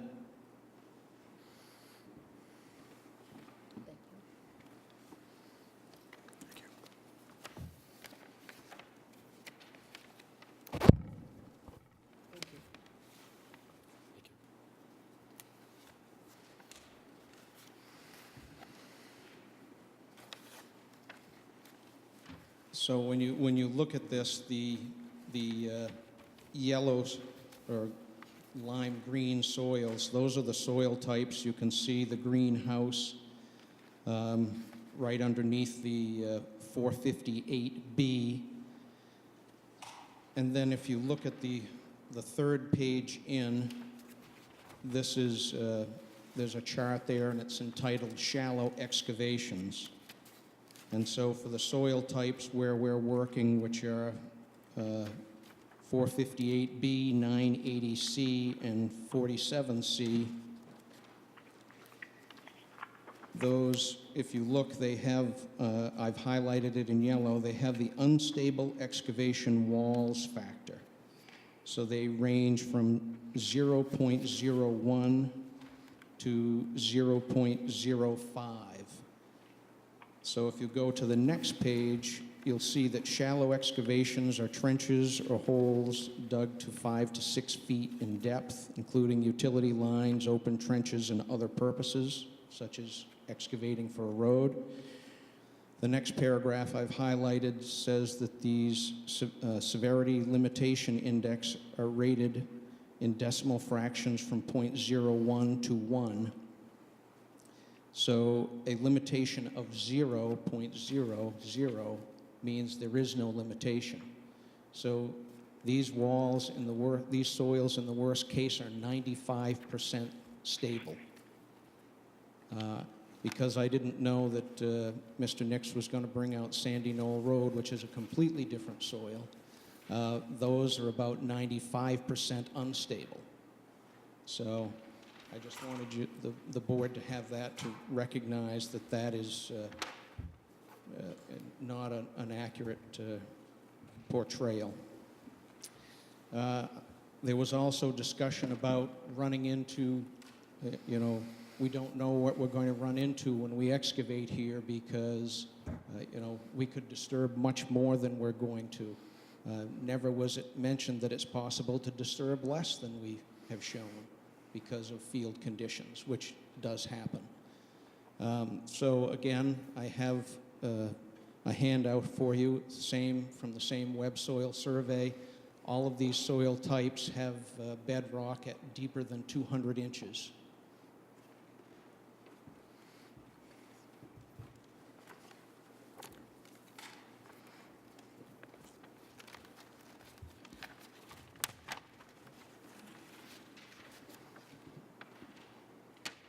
So since neither Mr. Selling or my office did any test borings or anything, we as engineers rely on the county soil mapping, and there is nothing to indicate that this soil is either unstable or that there's going to be bedrock in other applications and appeals and presentations that Mr. Nix has made. He's talked about blasting and things that are red herrings. There was discussion about the Selling taking our work and overlaying it and showing these cross sections. It's one thing to either digitize and attempt to recreate what we have done actually with on-ground topography and creating a 3D computer model. If you look over here, and it's probably difficult to see from there, and I can take this down and pass it around to the board members, but there is a green outline on here. That green outline is the limits of impact. And White Mountain Survey didn't create that. The computer model, based on the 3D model that generated the topography, said this is where it goes. So whether we had done a cross-section every 50 feet, if we had done a cross-section every inch, that green line is where the area of impact is going to go. In their cross-section where they showed that one place where the area of impact, right up in here, comes just a foot or so away from the wall, I think I'll turn that page over just so you can look at it.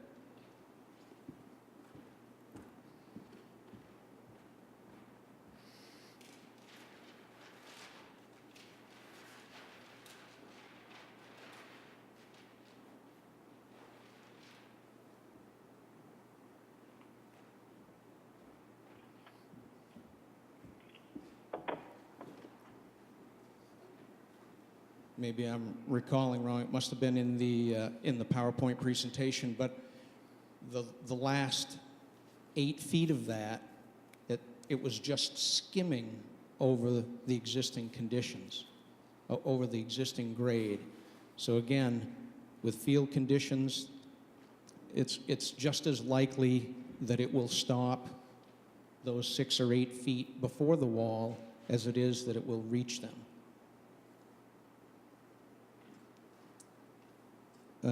Mr. Nix made a comment that the entirety of, or the road is going to have 2 feet of fill. So where we walk today, it was going to be 2 feet higher. Actually, there's only 100 feet of it that's going to have 2 feet of fill. The rest of it has generally slightly over 1 foot, about 600 feet of it. There are a couple of, there's 650 feet that has less than 2 feet. They say that the stone retaining wall, quote unquote, is not shown on our plans. We show, and I'm going to.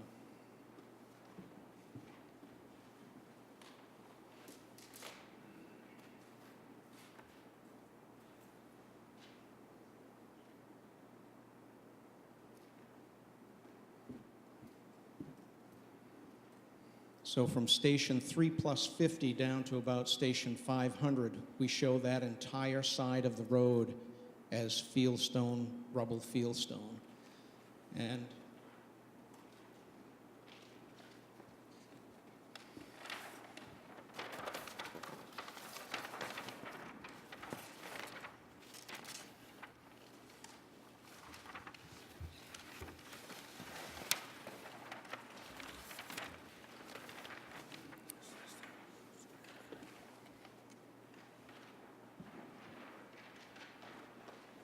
so on this plan, you'll see how there are no trees that they're concerned about preserving on the green side, either due to the Greens' work or their predecessor in title. And there's a huge field here, and my guess is that all of those stones, those field stones, were piled over on that side of the road. So we do show it, and they're all between the face of that wall and the edge of the road there. So we clearly show that.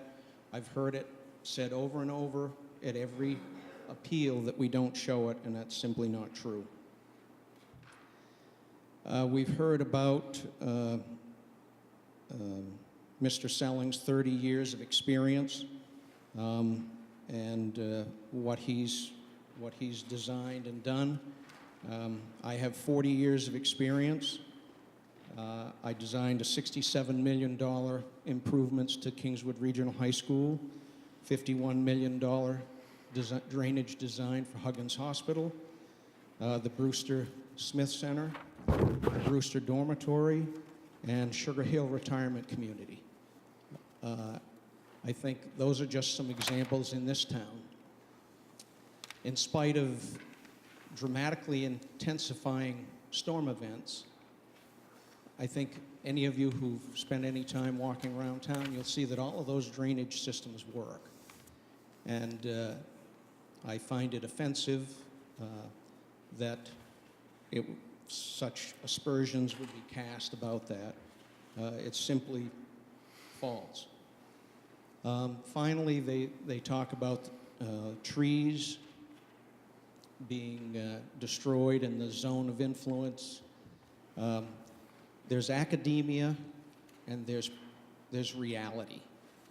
And I can take you on any number of roads in Wolfeboro or any other town where there are trees right beside the pavement that have plow marks struck into them. Their root systems are compacted.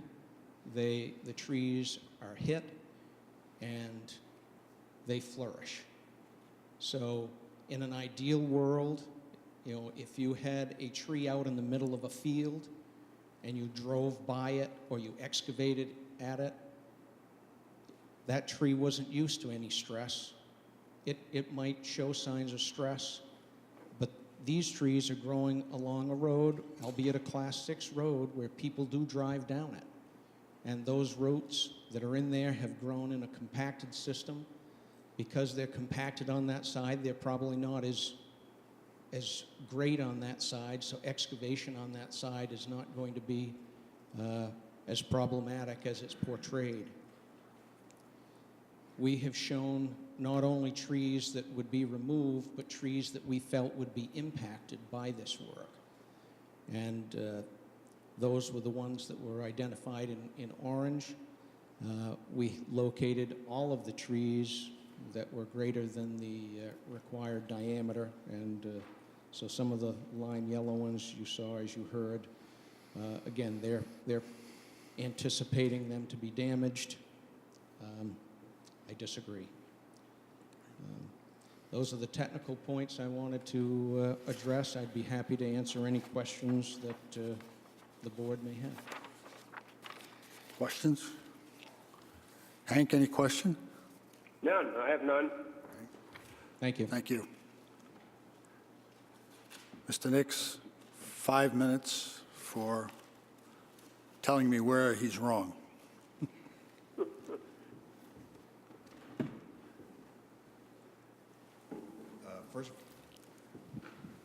First of all, I'd like to, for the record, object to Attorney Hyde's late objection to the issue regarding jurisdiction and the discussion that he went on regarding jurisdiction. The chairman brought the issue up at the beginning of this hearing and made it very clear that anybody that had an objection with the board's interpretation should bring it up at that point. The law is clear in New Hampshire that objections need to be raised at the earliest possible time. Mr. Hyde waited for me to give my entire presentation and then get up and objected to the jurisdiction issue. That's for the record.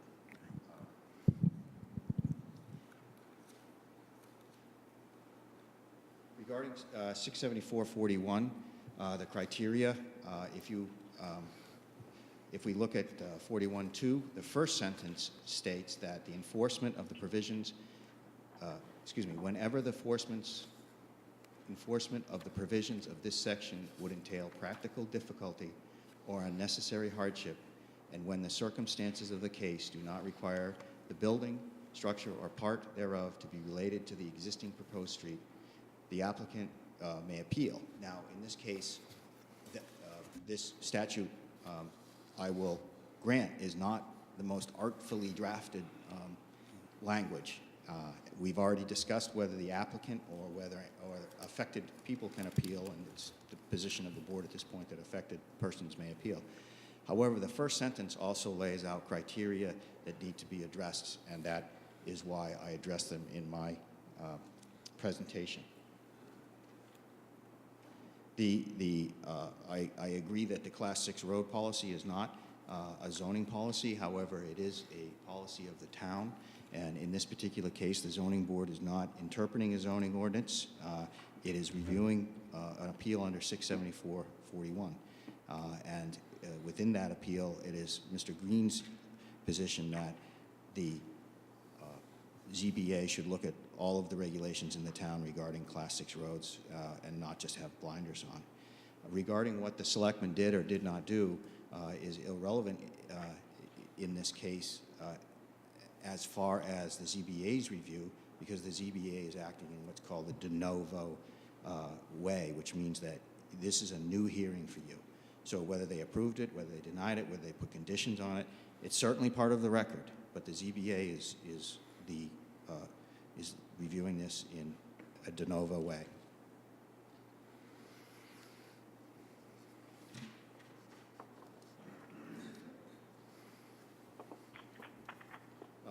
There was some rebut regarding the purposeful transfer of lots 9 and 10. It was proposed that it was done for estate planning purposes, and in response to that, I would just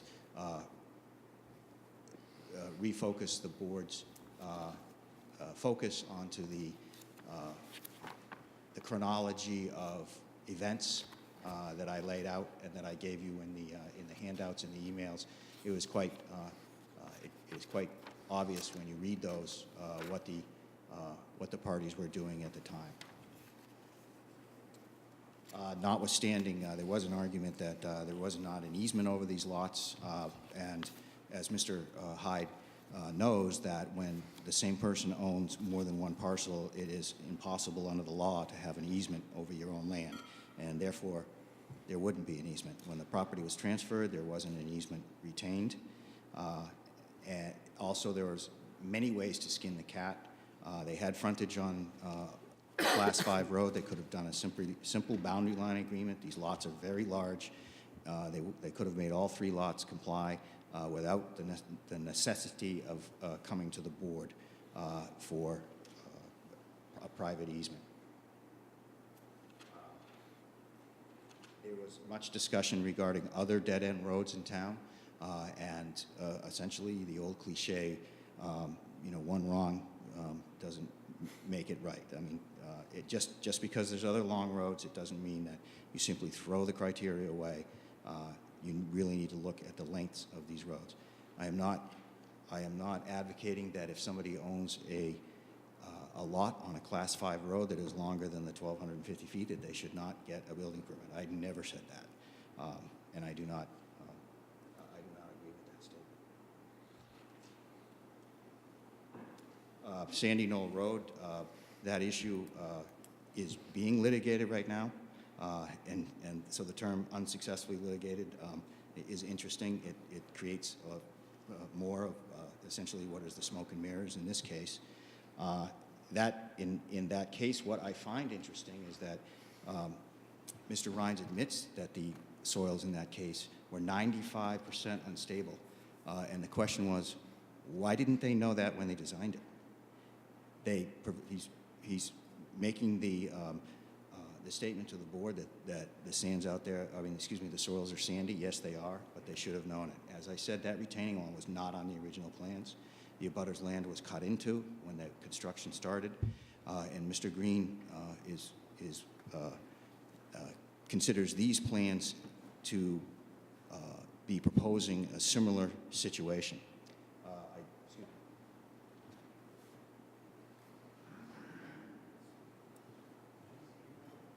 Excuse me, I apologize to Mr. Rhines for, I forgot what the term was that he used, but he's taking it very personally that an engineer has taken his work and done an analysis of it, and we're pointing this out to the board. In what Mr. Rhines talked about, this is the slide he was looking for, is the final grade that comes up to the wall. What he did not discuss was the grade that goes under the wall out to the edges. Mr. Selling took the topography from his plan. It's standard procedure. You can put it into the computer. The plan is purported to be at scale. It appears to be at scale. When you do that, this is the result. That's standard operating procedure.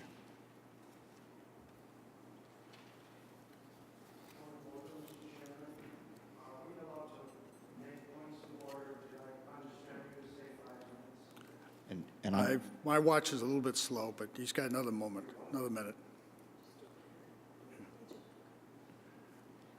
Well, I was just going to say that I'm just about done. We would stand by our presentation regarding the drainage analysis, and I would ask the board to go back and look at those slides. The drainage analysis was inadequate for this particular purpose, in Mr. Selling's opinion, and that the roadside swales will overtop. Thank you. Thank you. Mr. Hyde, you're all set. If you wish to come, you may come and identify yourself and speak.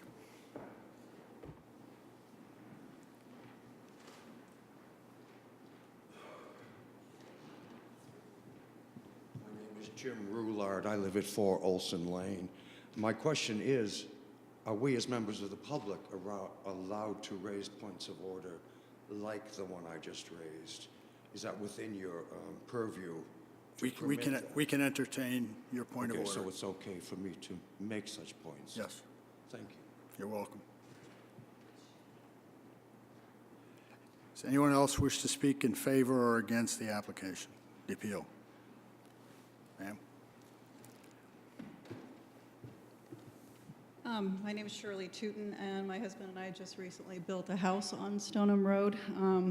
We are quite privileged to actually get to live in the historic district. I think one of the main concerns of the neighbors, myself included, is I wasn't notified of any of these permits, et cetera, or applications. I didn't get notified until probably last month. So perhaps you, Fred, can talk about that further. And I guess there was an announcement before the selectmen made their decision that there was a building permit being requested on a Class 6 road, but they didn't specify that it was Stoneham Road. So I think that's where some of the neighbors are concerned. As far as not impacting trees, they make it sound like Class 6 road, that road is traveled on. I would not encourage you to drive down that road if you like your car, but it is certainly not a drivable road. It will have an impact on the trees. I had recently talked to the fire department about how close a fire station was to us for insurance purposes, and they had the dispatcher had said they would come down that Class 6 road, and I think it was Deputy Zotti had said there is no way they would ever have any kind of truck come down there. This last summer, my mason had come down that road in his off-road Jeep, and so I got a little cocky one afternoon. My husband wasn't with me, my kids weren't with me, so I knew no one could rat me out for driving my car down it. And I have a big SUV with a Tundra frame. I almost threw out my axle. There's no way you could drive cars down there. So those trees are not used to being driven on. I know what he's referring to. Those trees aren't used to it. In 2012, my husband and I actually had talked to the people who owned these 3 lots. We had actually put an offer on it. We decided not to buy these 3 lots just because of the amount of money it would cost to do the upgrades on Class 6 roads Stoneham. We had a lot of concerns about drainage issues. We would obliterate the trees. How far you would have to cut that road would destroy that area. I had concerns about bedrock. It is a legitimate concern about blasting. When we built on Stoneham Road, when we dug, we were really lucky. We didn't hit any ledge until we put in our barn 2 years later. And my excavator said, I think you found the top of Cotton Mountain. So we had to divert how we got into our barn. I was concerned on that property about the setbacks, the views. Eventually, whoever owns across the street on Stoddard, those trees are going to grow up. And I didn't want to upset the neighbors. So I thought, well, we'll just come off of Stoddard. You can easily put in a driveway on Stoddard. You can easily access utilities from Stoddard. But they do bring up a good point. For the lot 9 and 10, it would be difficult to come off of Stoddard and find utilities because the closest neighbor is quite a ways away. So it would make logical sense to just keep going underground from lot 11. So that's a legitimate concern they have. So I think my concern is eventually the cost, who's going to pay for the road plowing? I mean, we could sign all the waivers we want saying, okay, if I'm in an emergency situation, police and fire, you don't need to come. I think a reasonable person would say, if somebody's in an emergency, wouldn't you expect your town emergency to come? So eventually, I think they're going to expect us to absorb it. I have concerns about the impact it's going to have on my neighbors, particularly Mr. Green. I have concerns that we weren't notified first before the permit was approved. And it kind of feels like the town's hand is being forced here. You can access that property from Stoddard Road. And I will say it was a clever move to put it in the spouse's name, but I'm not sure it was, the correct thing to do is creating your own hardship. It's kind of obvious that's what happened. So that's my 2 cents. Thank you. Anyone else wish to speak? Ma'am?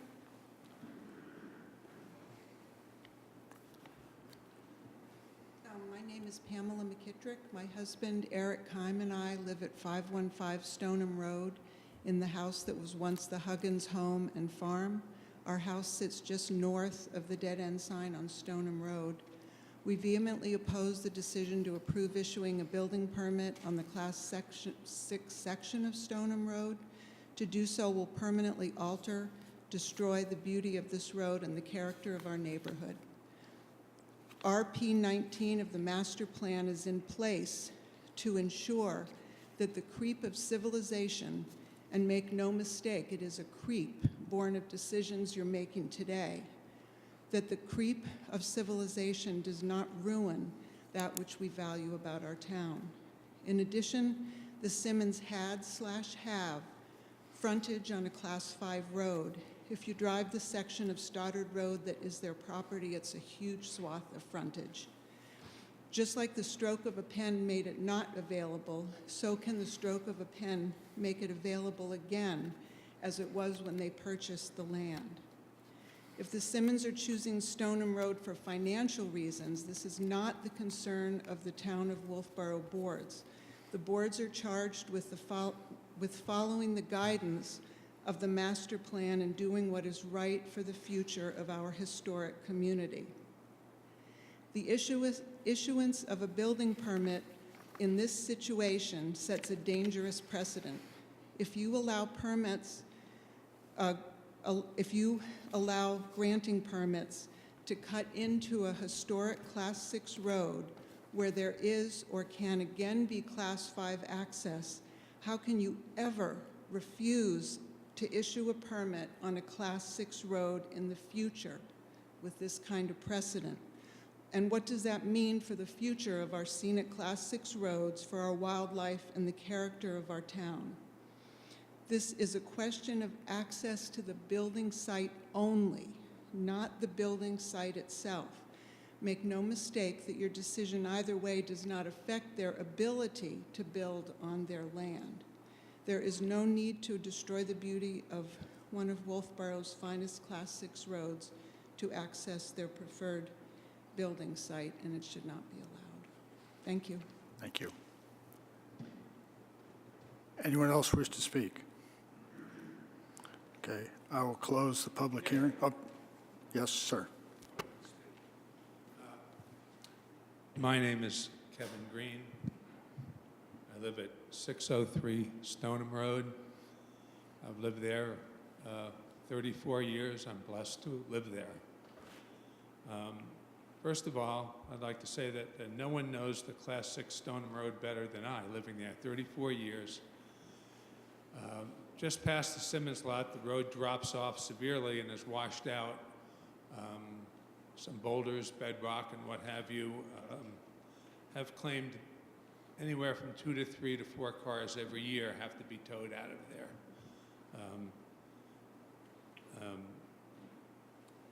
It's either you have to either be very bold or very stupid, one of the two, to try it unless you have a jacked up truck, or I can drive through there with my truck, but I know exactly how to weave because I've been doing it for 34 years. So it's not quite like Forest Road. It's nothing like any other road in the whole town. And it's a wonderful, historic, scenic road that should not and cannot be destroyed. I have 3 letters from people that live in the area that could not be, can you hear me today? Okay, that could not be here today, so I would like to read them for you. First of all, Jonathan Hopewell, 70 Jeunesse Farm Road. The Hopewells own both sides of Jeunesse Farm Road, from Cotton Valley Road up to Stoneham Road. It's been in their family since the early 1950s.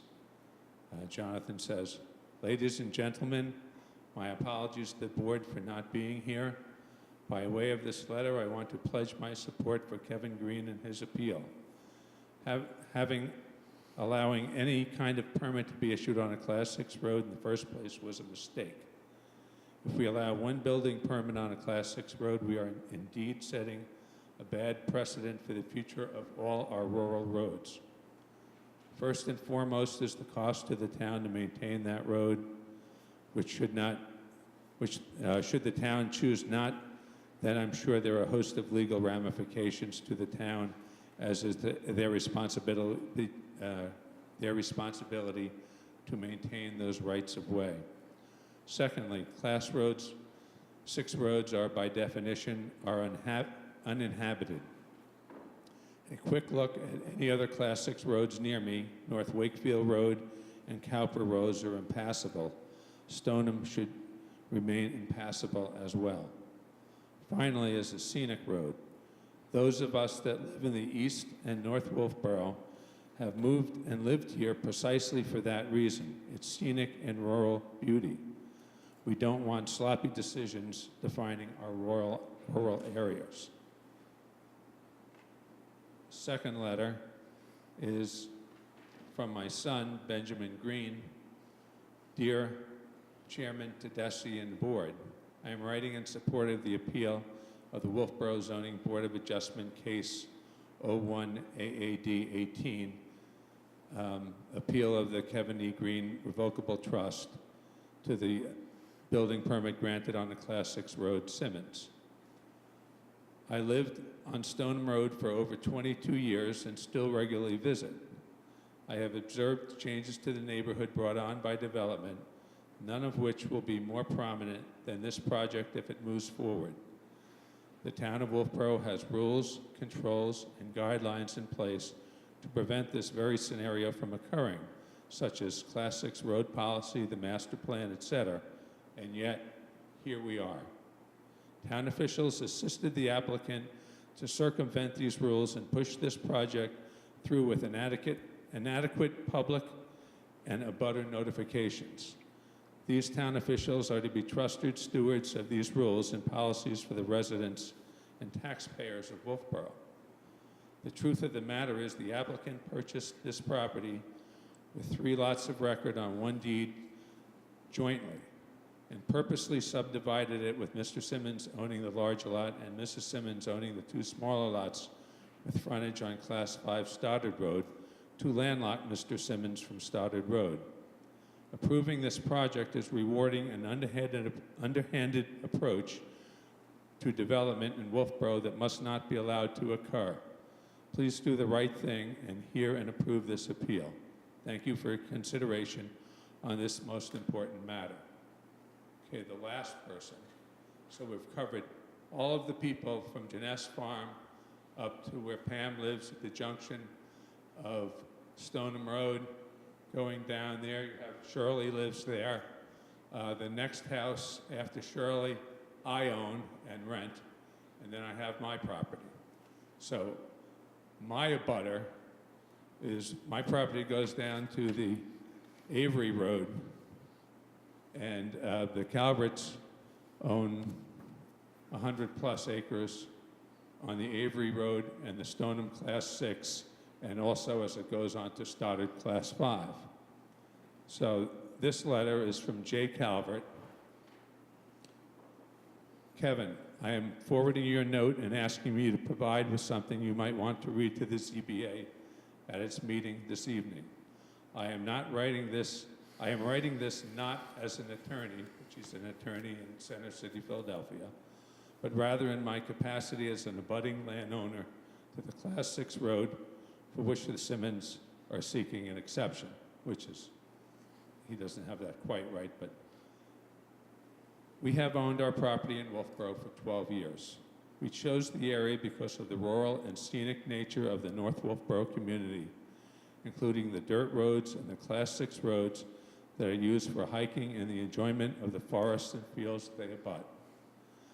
The area has maintained its scenic nature in large part because the landowners in the area have respected the historic nature of the arrangements that have allowed the area to keep its quiet, open, and rural feel.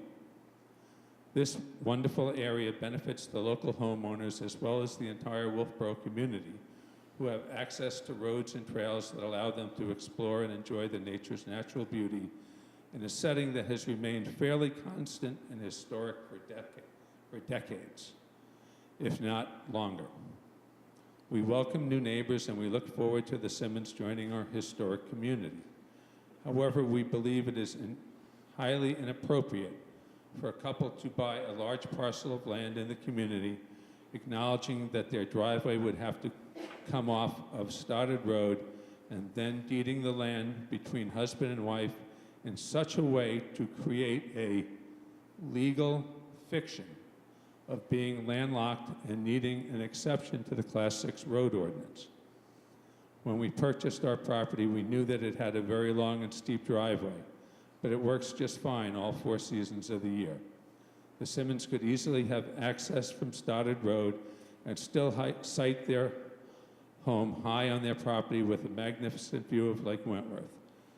It is not a hardship to be required to build within the restrictions acknowledged by the Simmons when they purchase land in one of the communities that makes Wolfeboro such a special and appealing area for residents and tourists alike. Ann and Jerry Calver. You're welcome. Yeah.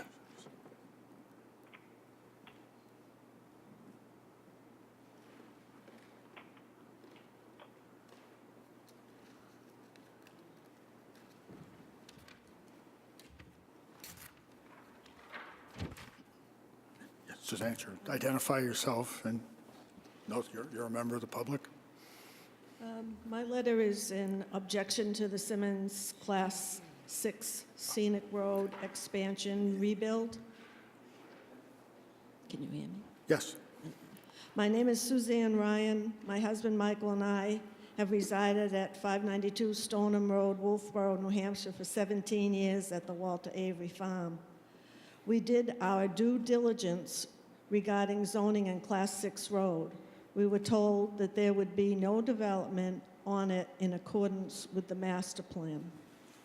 We have standing in this case as we are one lot removed from the lot in question, and I have attended and commented on the proceedings associated with this case.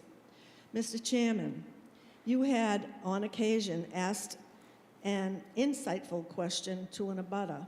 Tell me something about your neighborhood. With your permission? Yes. A site visit to just a portion of a road does not depict what is so unique about our neighborhood and area. The resolution for Class 6 road did not address the following, E and F, in practical terms. First, this is East Wolfeboro, separate and apart from North Wolfeboro. A large characteristic is our district is 10-acre zoning.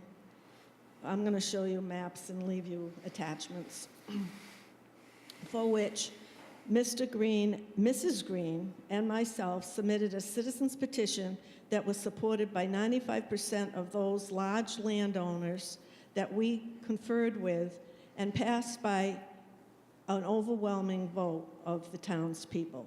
This should reflect not only does the town want open space to remain, but that the large landowners do so as well. So have even put their land, some have even put their land into conservation trust, which is no small move, tree farms, and current use. We have fewer homes per acre than most parts of North Wolfeboro. In fact, there are 4 early pre-1800s homes, 1 tastefully done reproduction home, and 1 respectfully set back per the historic zoning ordinance, which is 250 feet from the road due to not being built in a historic manner. The area consists of approximately 1,000 acres with only 6 homes. This did not happen by accident. The residents in the master plan speak clearly to this. We have less traffic, wonderful wildlife habitat, peace and quiet, and per the master plan goals, protection of the unique characteristics of our individual neighborhood. So where does this lead, and what are some of the questions you might ask yourselves?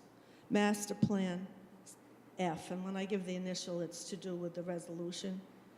The 2007 master plan could not be more clearly stated. No building permits on a Class 6 road.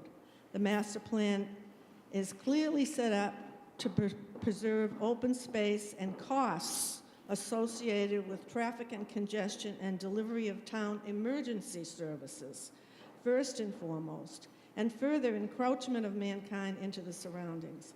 Authorizing the rebuilding, and it is a rebuilding, of a Class 6 road to a site for a house is contrary to and increases the difficulty of carrying out the master plan. Also, the newer, which you may not have seen, 2016 master plan survey, and I'll give you a copy of that too, done by the UNH, which it typically reflects information the same as the 2000 master plan, but quote from the survey, more than 90% of the Wolfeboro residents think it is important for the town to preserve scenic views and preserve open space. And relatively few think it is important for the town to increase residential density in Wolfeboro.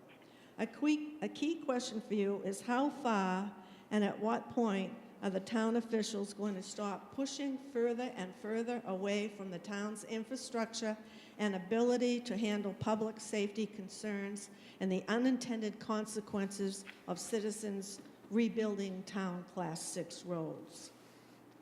Conditions of connecting roads and safety. And I'd like to hand in some pictures for you to look at while I speak to this, if I can find them.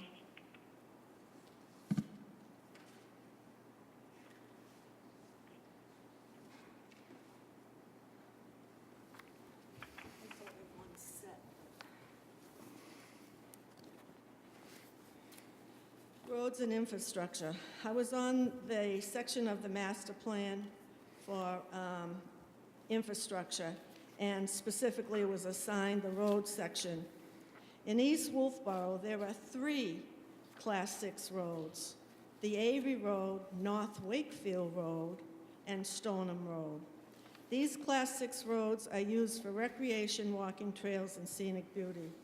The town made a conscious decision to let maintenance lapse for 5 years or more, which fosters the above, and per RSA 231.45 and 229.5 are subject to gates and bars.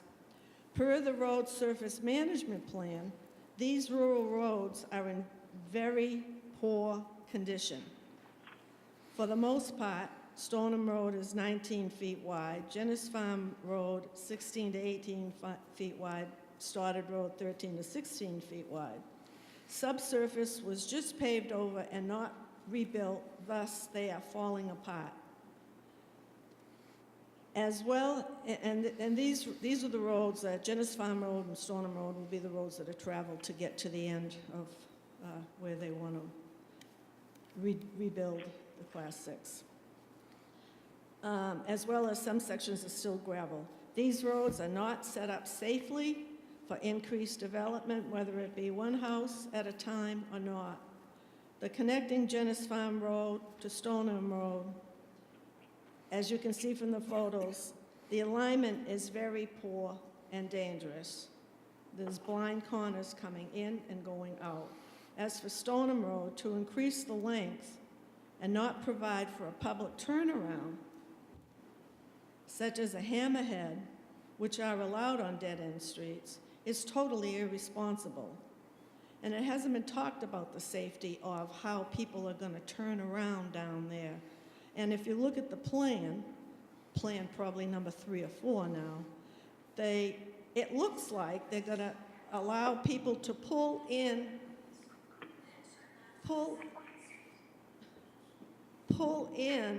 to their private driveway and back out. So like, are people going to do a U-ey in the middle of a public road? No, I don't think so now. I just heard tonight, and I'm alarmed by what I heard. They're not going to, this isn't going to be a dead-end road anymore. In the future, it is a through road. So they're looking at it as a through road, and that was a concern we had from the very beginning, that they were going to drop that electricity down through, and it would become a through road. And part of the reason that they wouldn't bring the electricity up is because there is no electricity on Stoddard Road from where the farm is, I don't know that lady's name, up to, what was the name? From Calvert's to that lady with the farm. Virginia something. So,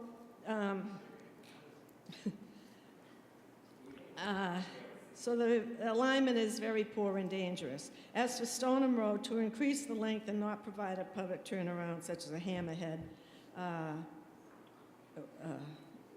on a dead-end street is totally irresponsible, sorry. How can it be safe for police, mail delivery, fire, and emergency vehicles, let alone passenger cars, trucks, and cars to do U-turns on some sort of turn at the end of a dead-end road or on the crest of the rise, because where it starts to go down.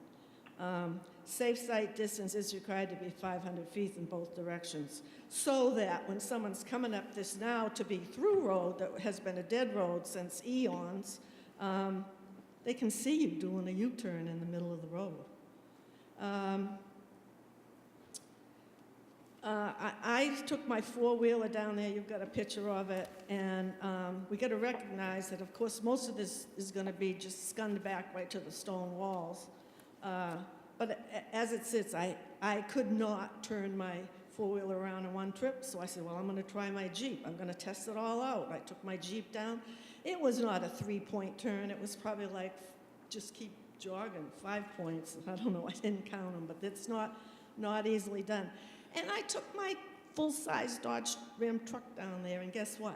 There was no turning around. There was no going down. There was just backing out. So I don't know how people are going to traverse this road should it be approved. Not having a turnaround, a safe turnaround, is a hazard, period, and a liability to the town. Speaking of liability, financial burden, if you read the release form of liability the town uses, you will see that the town is only immune from maintenance of the road, and that the New Hampshire Supreme Court has held that landowners' willingness to provide a municipality with a waiver of any liability does not protect the town with respect to third-party claims. My tax dollars at stake. Infrastructure, electric, even underground, and electric appurtenances need to be maintained. The question was asked at the planning board, who's responsible for the maintenance? Never got an answer. Asked the selectmen, never got an answer. Well, I looked it up. In addition, municipal ambulance, fire, and police must still be provided. Oh, I'm sorry, I skipped down. Let me see, I'm sorry. If you read the release form of liability the town uses, you will see that the town is only immune from maintenance of the town road, and that the New Hampshire Supreme Court has held that the landowner's willingness to provide the municipality with a waiver of any liability does not protect the town with respect to third-party claims. Infrastructure, electric underground appurtenance, fire and police must still be provided services even along a Class 6 road. They must respond, and I recall Deputy Chief Zotti at a rural road gathering we had here in the town hall saying, no matter what, don't worry, because we're talking about how we would like the future of our rurals. Don't worry, no matter what. We'll get there. We'll get there. We promise we will get there. So they're going to get there. They're going to go down these roads. How are they going to get out of there? And for their safety and their vehicle.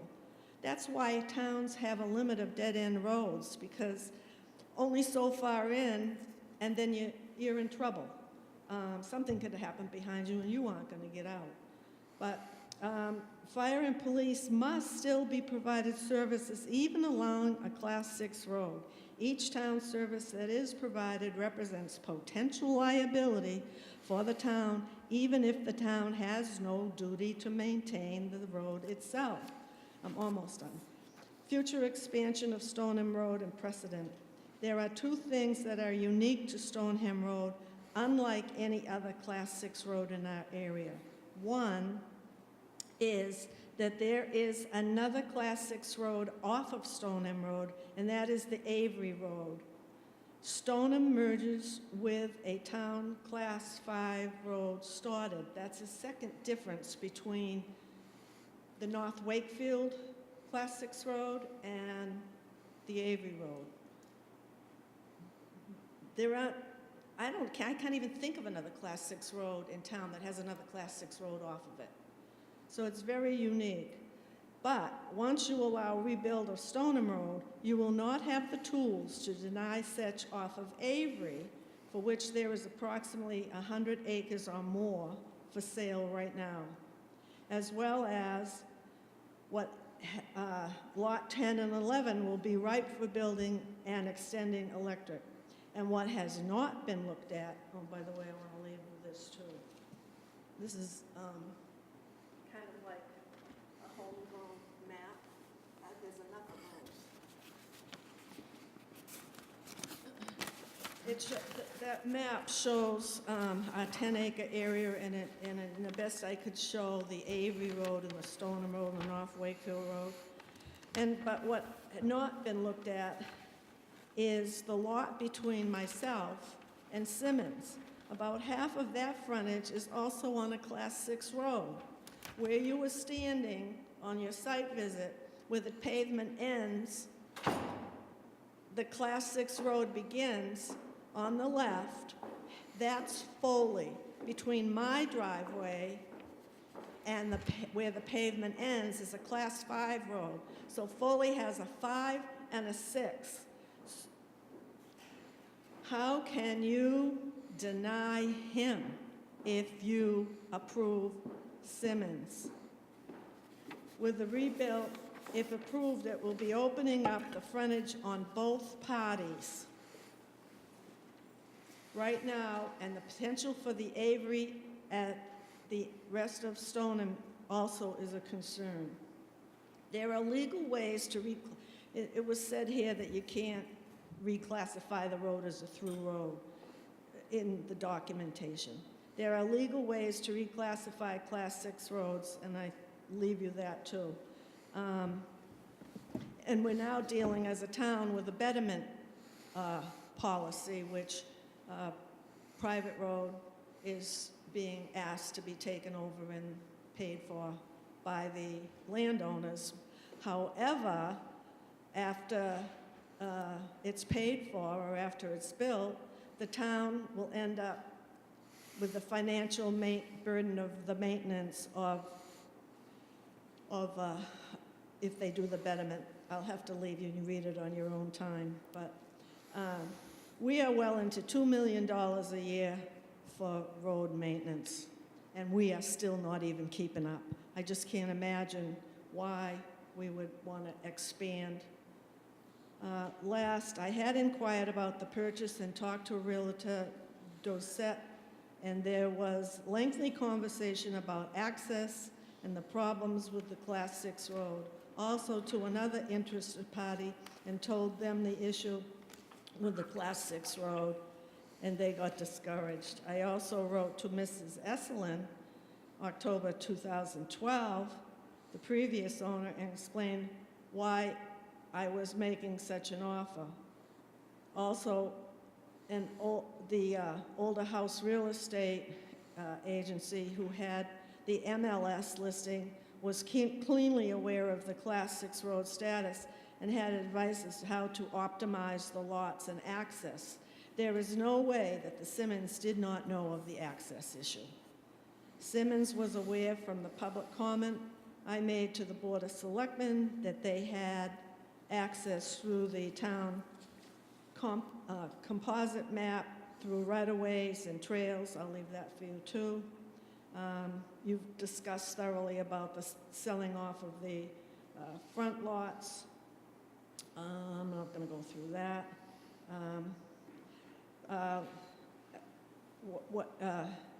So he either knew this and crafted his own problem, or he made no inquiry prior to their purchase and carelessly purchased his problem. Property access is not guaranteed. It is a common misconception. The only statute that comes close is owner consent. RSA 23143 reserves access over discontinued way.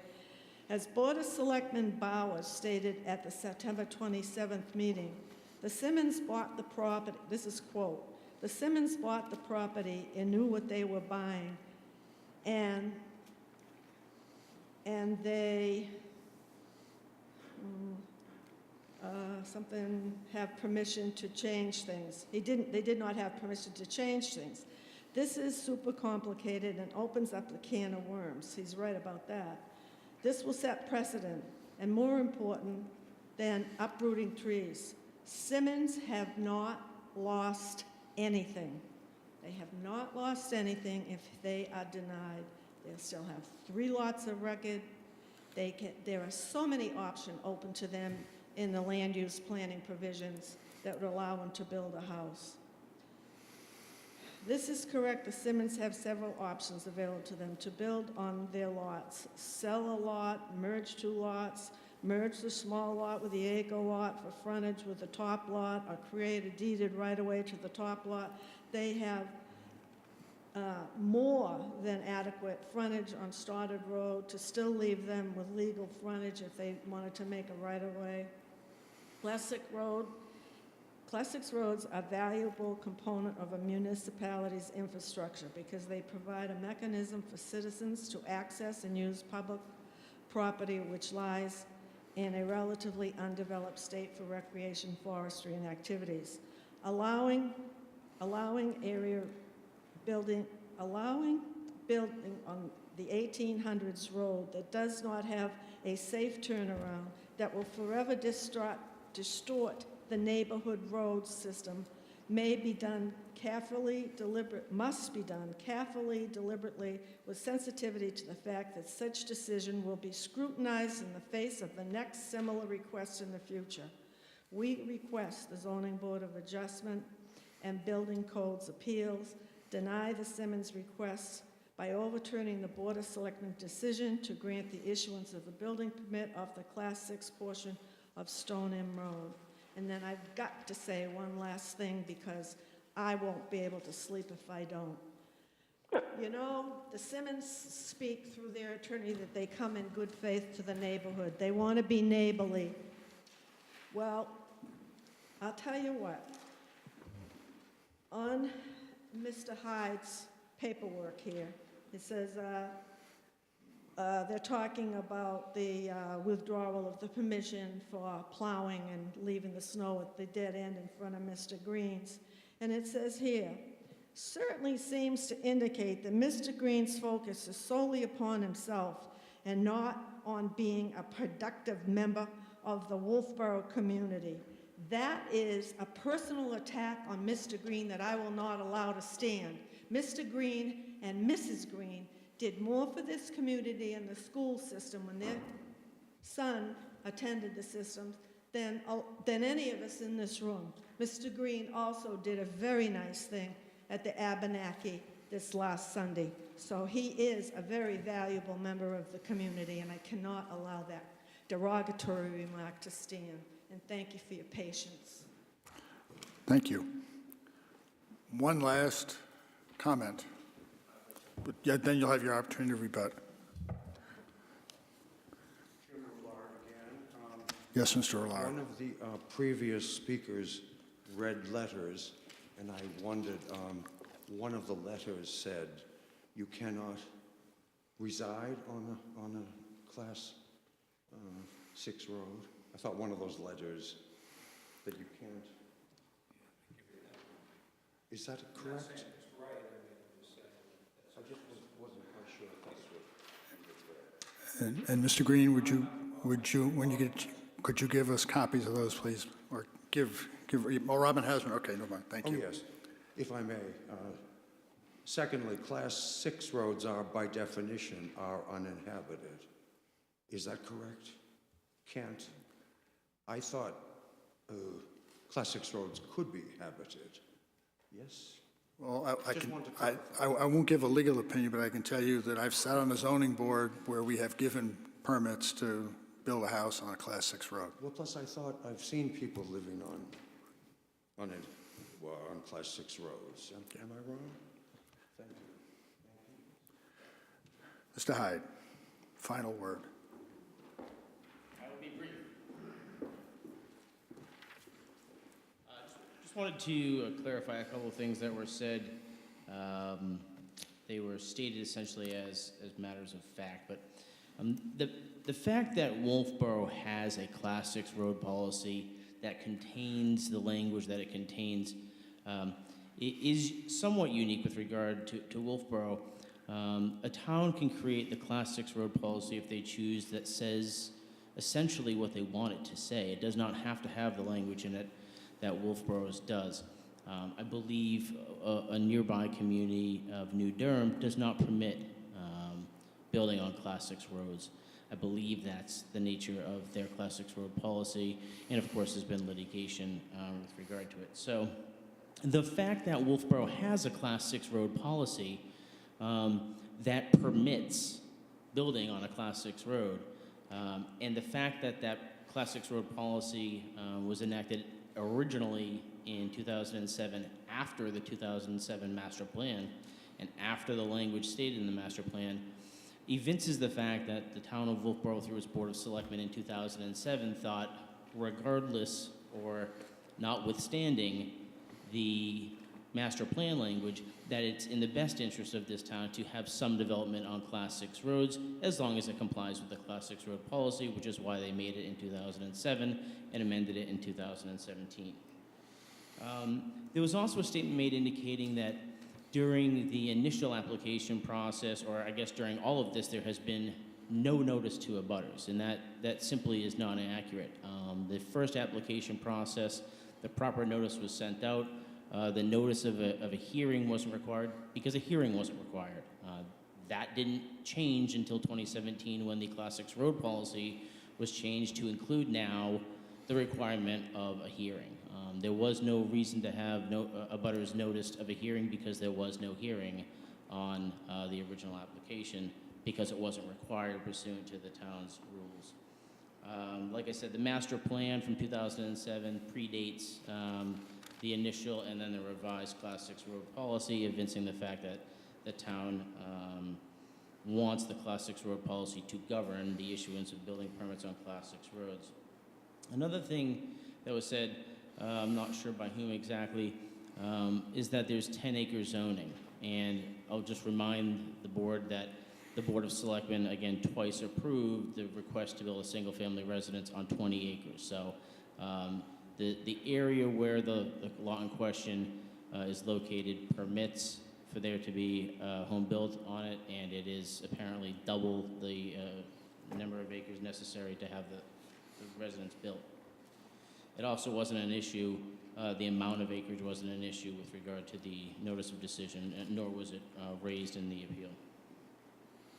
And then, again, a lot of language about creating a through road. Just wanted to clarify for the record that it is a through road. It is a Class 6 road that is designated scenic that connects to Stoddard Road. So there is no dead end. So thank you. Everybody's had their piece. 2 minutes, and I'm going to shut off your mic. I won't take 2 minutes. I didn't bring you a picture of the dead-end road sign that's in front of the McKendrick's house. That road has been declared by somebody in the town to put... 1984. Oh, there you go, 1984, they put the dead-end road sign. So it's been a dead-end road, and now I'm here, and it's not a dead-end road, it's going to be a through road, and that's a big, big difference. There is a Class 6 road that goes from the end of the pavement over to the corner of Stoddard, Avery, and doesn't that, there is a right-of-way from the town that goes through, right? Whether you can get through or not, the town has a right-of-way over that? It's a town road all the way through, but the town has declared it dead end where the pavement ends. So it's your position by the town putting up a sign that tells me as a city guy who doesn't really know much about it, that says the pavement ends here in effect? Not sure, okay. We can ask, Matt, do you know for a point of fact how what you have to do to get a dead end sign put up? No, okay. We can look into that. We can look into the procedure for how that sign was posted. Okay. Any other questions, comments? All right, I'm going to close the public hearing. Thank you. Discussion. Yeah, two items. One, they just had signs that were put up by the state, and they do have differences between dead end and end of pavement. So if they put a dead end sign there, they intended it to mean dead end, I would assume, rather than just end of pavement.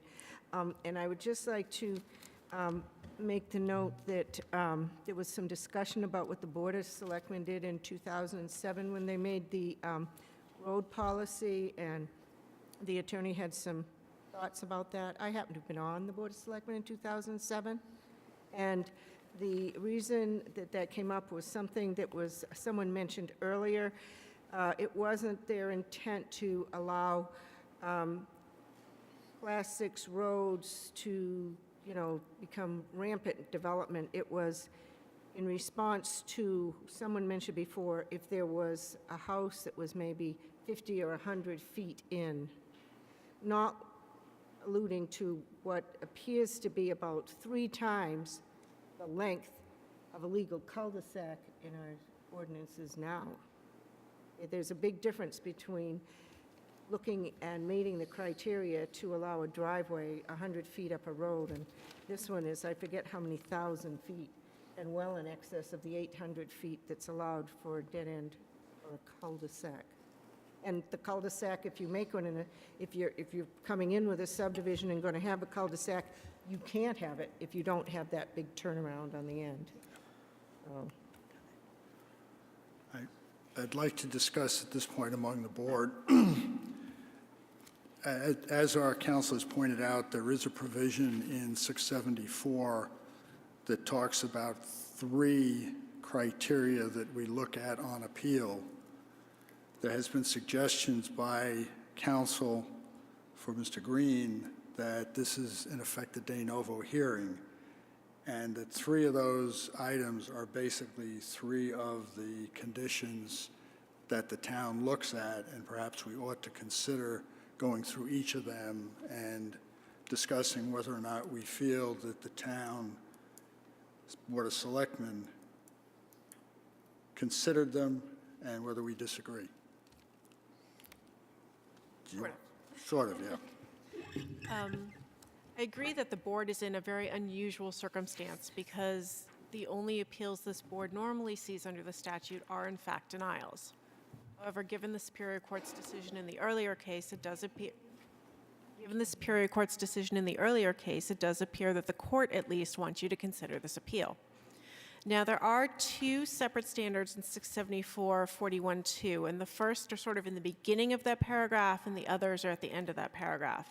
I do think it would behoove the board to consider all of those criteria: unnecessary hardship / practical difficulty, relation to existing streets, and then flipping the page, distorting the official map, increasing the difficulty of carrying out the master plan, causing hardship on future purchasers, and financial impact on the municipality. The selectmen did consider a few of those because those are buried in the Class 6 road policy. But I would say those are the criteria you focus on. I don't think you have the authority to review the entirety of the Board of Selectmen's decision under the Class 6 road policy. You have no jurisdiction over the Class 6 road policy. I would confine your discussion and your deliberations to the factors clearly set forth in 674-41 paragraph 2. Okay. Any discussion on council's view, other than say yes, ma'am? Okay. That would be a nice change. Okay, so let's open our deliberations. The first item in 674, Roman 2, is whether the enforcement of the provisions of this section would entail practical difficulty or unnecessary hardship. Does the enforcement of the rule that says you need to go and get a permit from the Board of Selectmen in order to build on a Class 6 road, create any practical difficulty or unnecessary hardship? I think really the question is, given the location of this lot in its location, is there practical difficulty or unnecessary hardship in having Class 5 road frontage? Okay. And that lot does not have Class 5 road frontage? Correct. Okay. All right. So that's a hardship. That's Hank Y. Sorry. Yeah, well, you call on me when you're ready for me. Several members of our audience didn't realize you were on the phone, Hank. I've been here. So it appears that your voice just comes out of the ether. You're like God. So may I ask, counsel, is it a hardship to the applicant? Is that who we're talking about? I think you do need to look at whether it's a hardship to the applicant. Right. Yes. And so I agree that it is a hardship to the applicant because that particular lot does not have, it does not have access, right? Okay. It is a hardship to the applicant, and he should not be encumbered to come over some other person's lot to get to his lot. He should be able to get frontage as requested. Other comments? I agree with you. Sarah? I just have a question. I thought you couldn't do something to kind of like vest your own interest or create your own hardship. We've had another case in town here, a Wiggins case about roads, and I was on the Board of Selectmen at the time, and town attorney then said that, if you know ahead what your lot looks like and whatnot, that you can't create your own hardship. And it seems to me clearly if you have 3 lots and then you take 2 lots and divide it up into the partnership of this marriage, and then you have the 1 lot divided into the other owner, that you have thus created your own hardship. These people are not divorced, to the best of my knowledge. So let me address both parts of that. There is a concept in variance case law under the unnecessary hardship test in variances about self-created hardship. And what the Supreme Court has held is that is one non-determinative factor for the board to consider when considering whether there's an unnecessary hardship under variances. There's no case law that says the unnecessary hardship under 674-41 and unnecessary hardship under a variance are the same. They use the same words, so it would be easy to consider them to be the same. I will say there was at one point a Supreme Court case that said that, but the Supreme Court withdrew it. So that case no longer stands. So we don't know whether the Supreme Court would hold the 2 unnecessary hardships are the same. Assuming they did, to the extent you consider this to be a self-created hardship, it's something you could consider. It wouldn't be determinative. It wouldn't mandate denial. I will say that although apparently these 3 lots were conveyed in one deed, they are 3 separate lots. And this lot does not have and never had frontage on Stoddard Road. Could there have been a boundary line adjustment that could have been done? Maybe. Could there be an easement that could be granted? Maybe. But this lot is not required to take those steps when the lot itself, they didn't do anything to make this lot not have Class 5 frontage. This lot never had Class 5 road frontage. So therefore, we're back at our master plan that says, you shouldn't have, you shouldn't be issuing building permits on a Class 6 highway because of limited access, and I guess this is the exact reason why you shouldn't. That's a different criteria that you're going to get to, but right now you're just focused on practical difficulty and unnecessary hardship. Does the laws, the town master plan state that they recommend you don't do it, or does it say flatly you don't do it? I believe the words that are used are recommend. Recommend, yeah.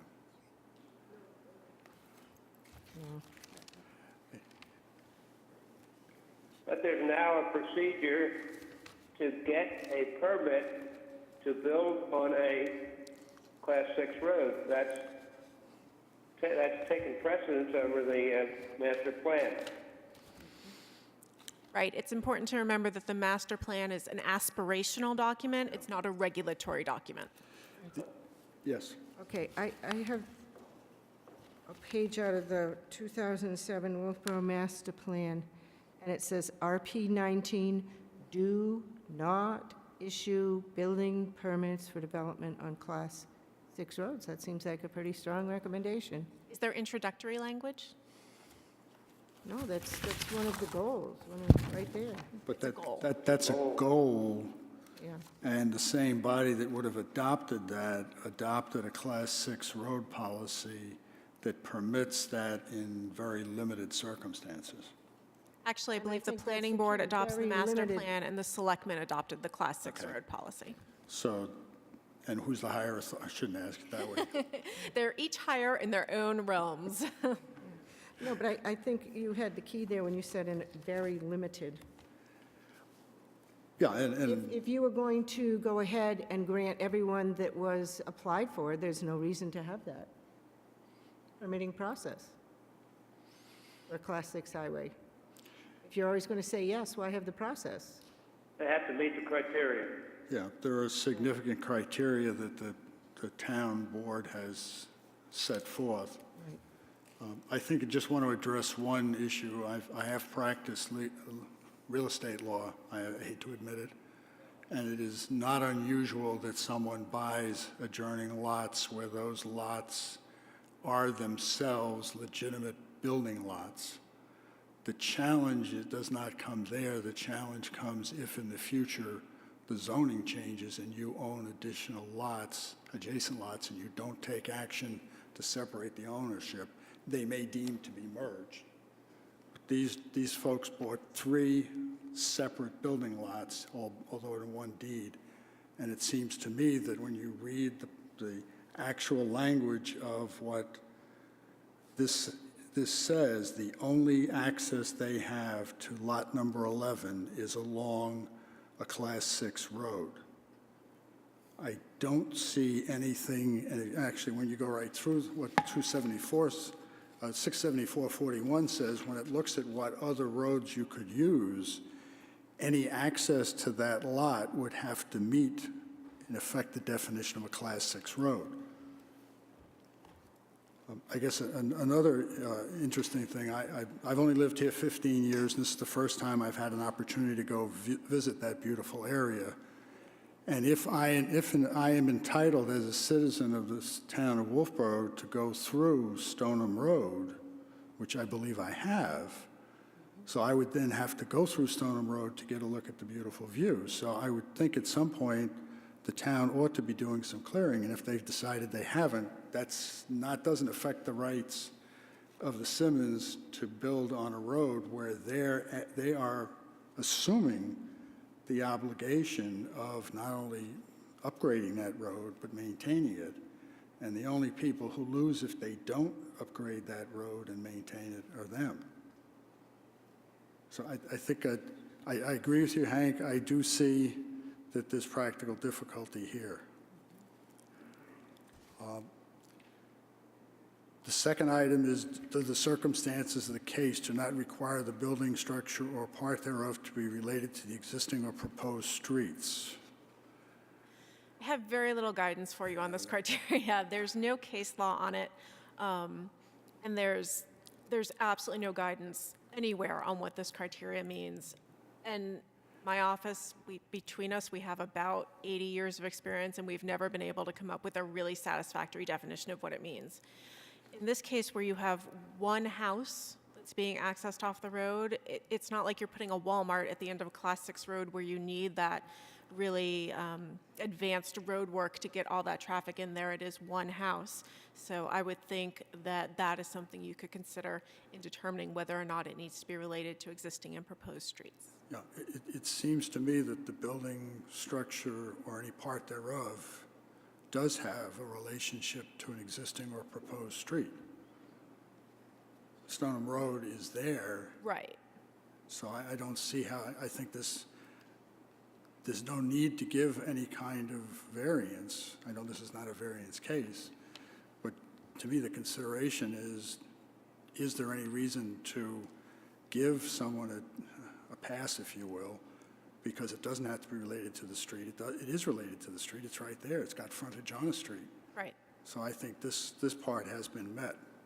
Any discussion? Just for clarity, Lot 11 never had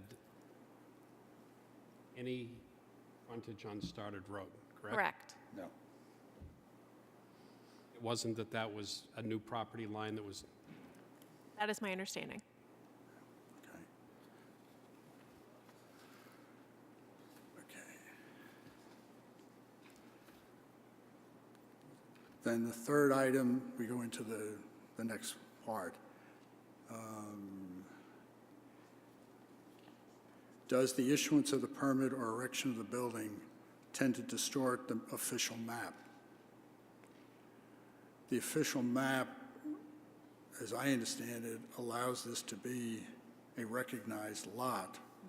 There's no subdivision of this lot. It's one house per 20-acre lot in an area that I believe is 10-acre zoning. Correct. So it would seem to me that it does not distort the official map. Comments? Hank, are you? No. No comment there. Okay. The next item is increase the difficulty of carrying out the master plan on which it is based. I think it's a direct conflict.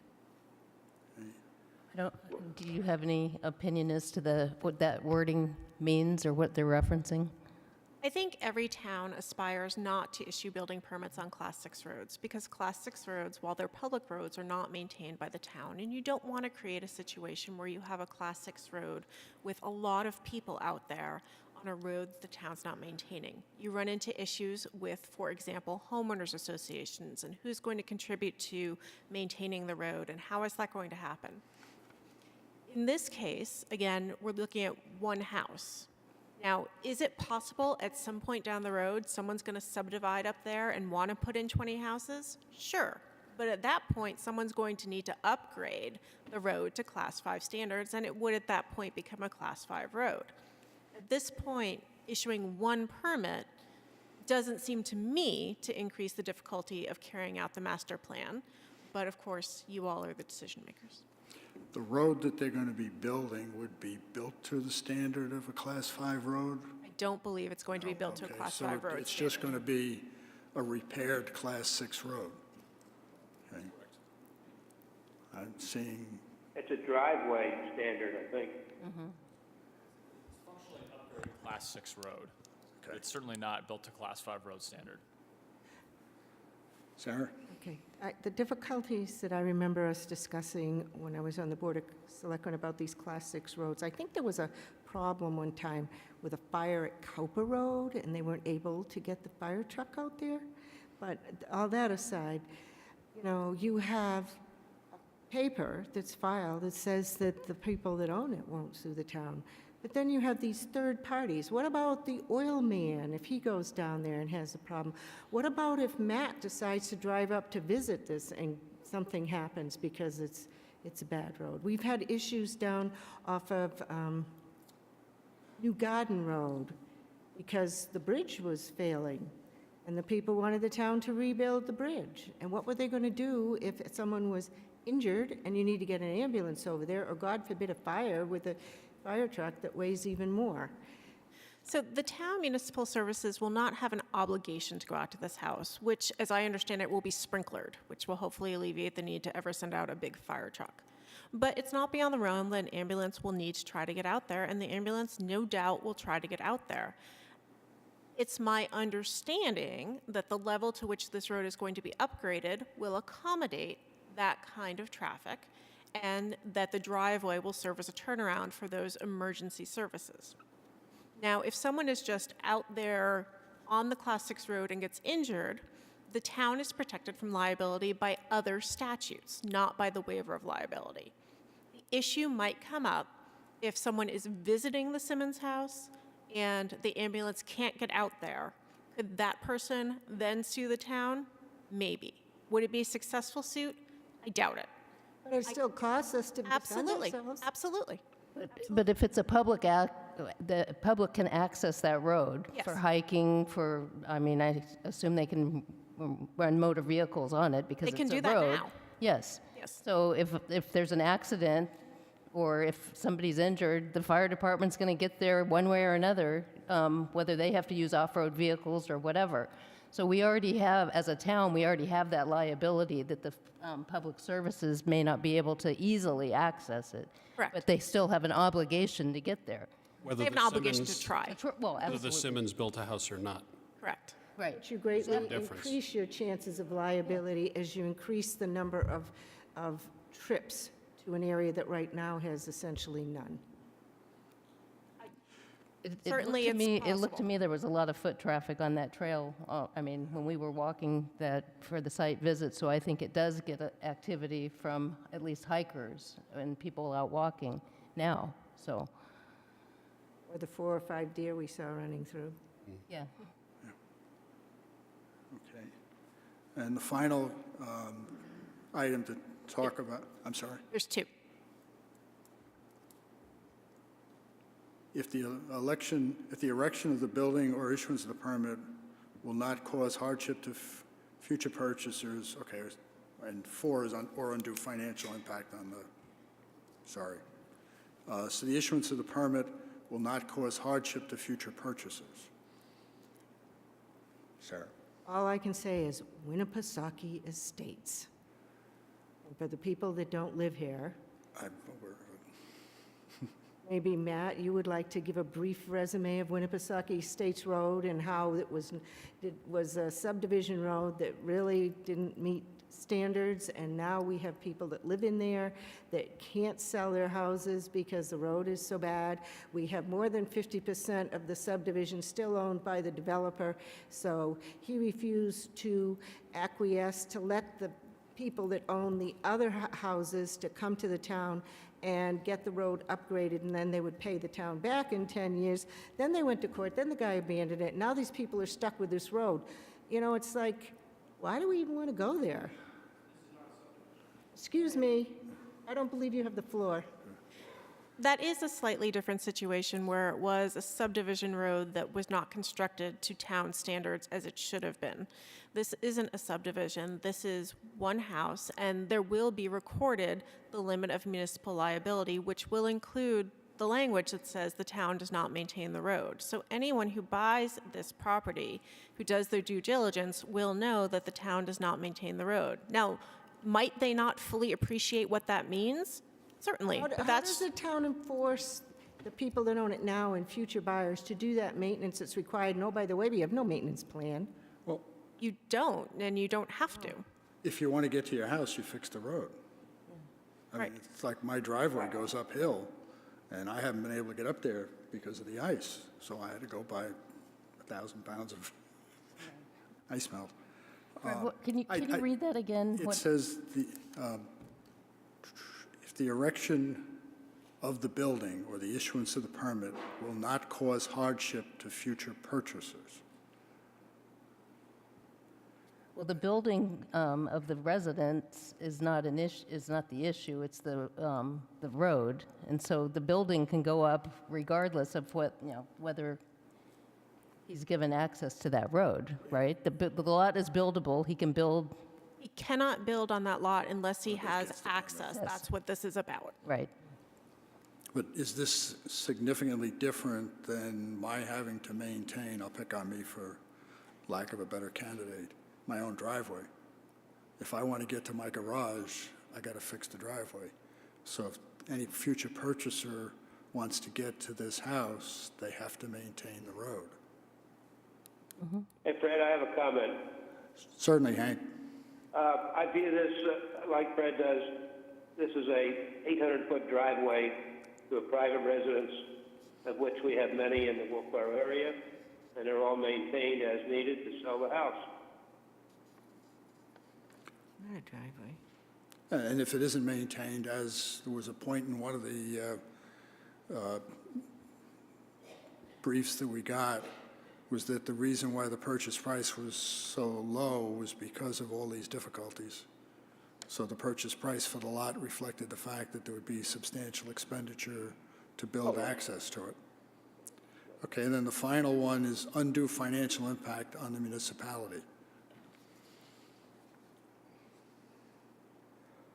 It's all private maintained. And I believe the police and fire were provided with this proposal, and they did not object to the proposal. They said that they would be able to accommodate services to that location. Actually, I think they did object, and that was when Tom Zotti had them come back and signed a paper that said they had to sprinkle the house. Is that not correct, Matt? That is correct. However, he did finally give consent via written consent. Any other discussion? All right. I move, notice here, that in case number 01-AAD-18, tax map 104-11, applicant Kevin E. Green, revocable trust, that the Zoning Board of Adjustment deny the appeal on for the reasons that we have stated based on the 6 criteria that we discussed. I'll second that motion. Okay. Any discussion on the motion? Okay. I'll call for a vote. All in favor, aye. Aye. Aye. Anyone opposed? Aye. Aye. Please record that Sarah Silk voted no. Okay. Thank you all for your attendance here. We have 2 other matters, and I apologize for the length and the civics lesson that we have on the first one. We'll, when you get it, would you please read the second notice? Thank you.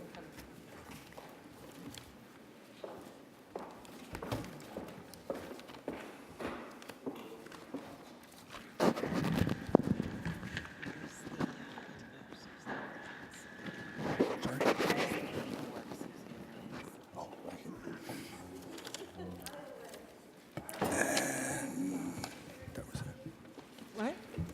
Yes, thank you. Yes, Nice meeting you. I can't think of it right My now. God. Yeah, she's- Yeah. The next matter before the ZBA concerns case number 03-V-18 concerning tax map number 241-11. The applicant is Summer Slopes Trust. This is a public hearing for a variance under section 175-164. Excuse me. Yeah.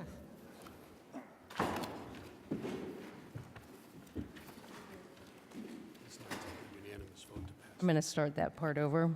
The public hearing is for a variance under Section 175-164 of the Wolfeboro Planning and Zoning Ordinance to allow for the replacement of an existing non-conforming deck and stairs and separate patio with a single deck slightly larger than the 2 existing features. The property is located at 344 Sewell Road. A site visit was held at approximately 4:25 prior to this meeting. I'll have to read who was in attendance. Mr. Tedeschi, myself, Ms. Silk, and Mr. Cronin were all present for that site visit. I also visited the site prior to being there. And that's Dave Senical also visited the site prior to the site visit. Notice of this public hearing was provided to the appropriate town offices and to the Summer Slopes Trust, the Janet E. Boyce Trust, Miller, Robert and Jennifer Purdy Trust, Sarah H. Clarkson Revocable Trust, Di Dunham Family Revocable Trust, and White Mountain Survey and Engineering Incorporated. Thank you very much. I'd like to note for the record that Mr. Hatter has resumed his seat on the board as a member. And as Mr. Y is not going to be seated for this one, I will ask Mr. Senical if he would act as a member for this hearing. Thank you. Mr. Rhines.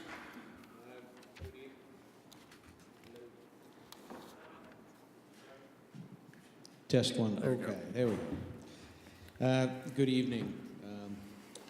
So I will just start off by saying that Tom Davis and his wife Linda, who are the members of Summer Slope LLC, Tom fell and dislocated his kneecap and had surgery, and he's down in Gloucester recuperating. So he wanted to be here, but asked if I would carry on without him. So his absence, or their absence, is not out of belief that this is important that they're here. It's that he's had an unfortunate situation. So I'll just give you a brief overview. This is a 9,785 square foot lot on Lake Winnipesaukee. It's only, I forget, let me just scale that.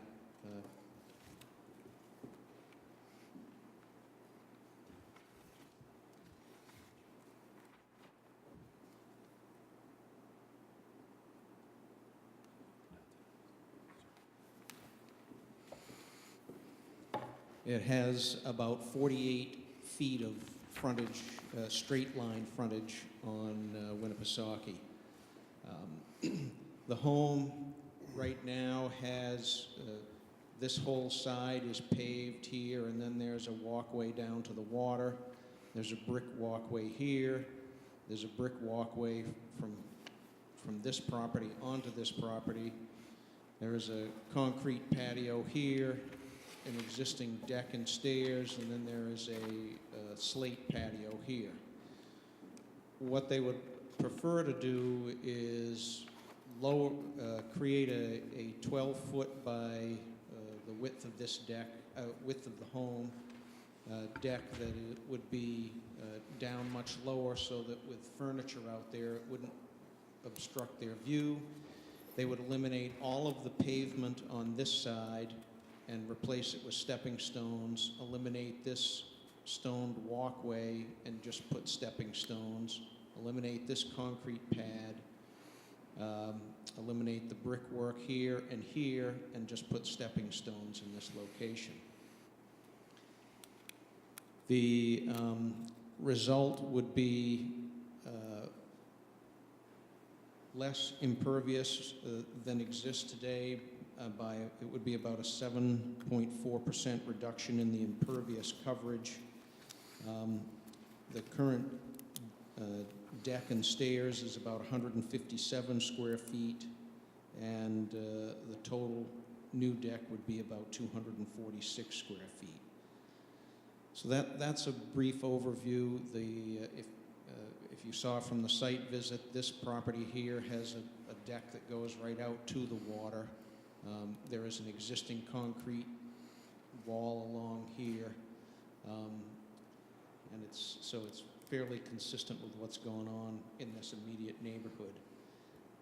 There are 5 criteria that we have to satisfy in order to be granted a variance, and I know it's a late night. You've probably all read what I submitted. I'm happy to, for the record, go through it again. It's hard for me to summarize without actually reading it, but I... Would you please summarize it? Sure. So for the... Well, actually, has anyone not read it? We've been there too. Okay, let's deem it read into the record. Okay. Thank you. So for the variance to be not contrary to the public interest, it has to, be dramatically different than the neighborhood and change the neighborhood. And as I've said, we are, right now the neighborhood is similar to this. Outdoor living is a common desire on waterfront property between the house and the lake. And so we feel that by reducing the impervious, which will improve the groundwater quality, I also neglected to mention that we would put stormwater infiltration on this side, which will drain this whole half of the structure. Didn't you mention also putting gravel under the deck to add? Yeah, I did mention that at the site visit. This would all be crushed stone beneath this so that, you know, though decks are deemed impervious, they have slats, you know, there's gaps, and any storm water would run in there, would also not run off. So for these reasons, we feel that the character of the neighborhood would not be altered, nor would it threaten the health, safety, and general welfare. The second criteria is that the spirit of the ordinance is observed, and the criteria that is recommended is that you look at whether or not this would violate the basic zoning objectives or whether it would alter the essential character of the neighborhood or threaten the health, safety, and general welfare. And again, we feel that we've demonstrated that it won't alter the essential character of the neighborhood, and it will improve water quality, which is seen as not threatening the health, safety, and general welfare. It will actually improve it. Substantial justice would be done is the third criteria, and the guiding principle there is that anything that does more harm to the individual than it benefit to the public is an injustice. And I feel that by improving the water quality and allowing a more efficient deck space out front, that this would be substantial justice for the applicant. 4 is that the surrounding property values will not be diminished.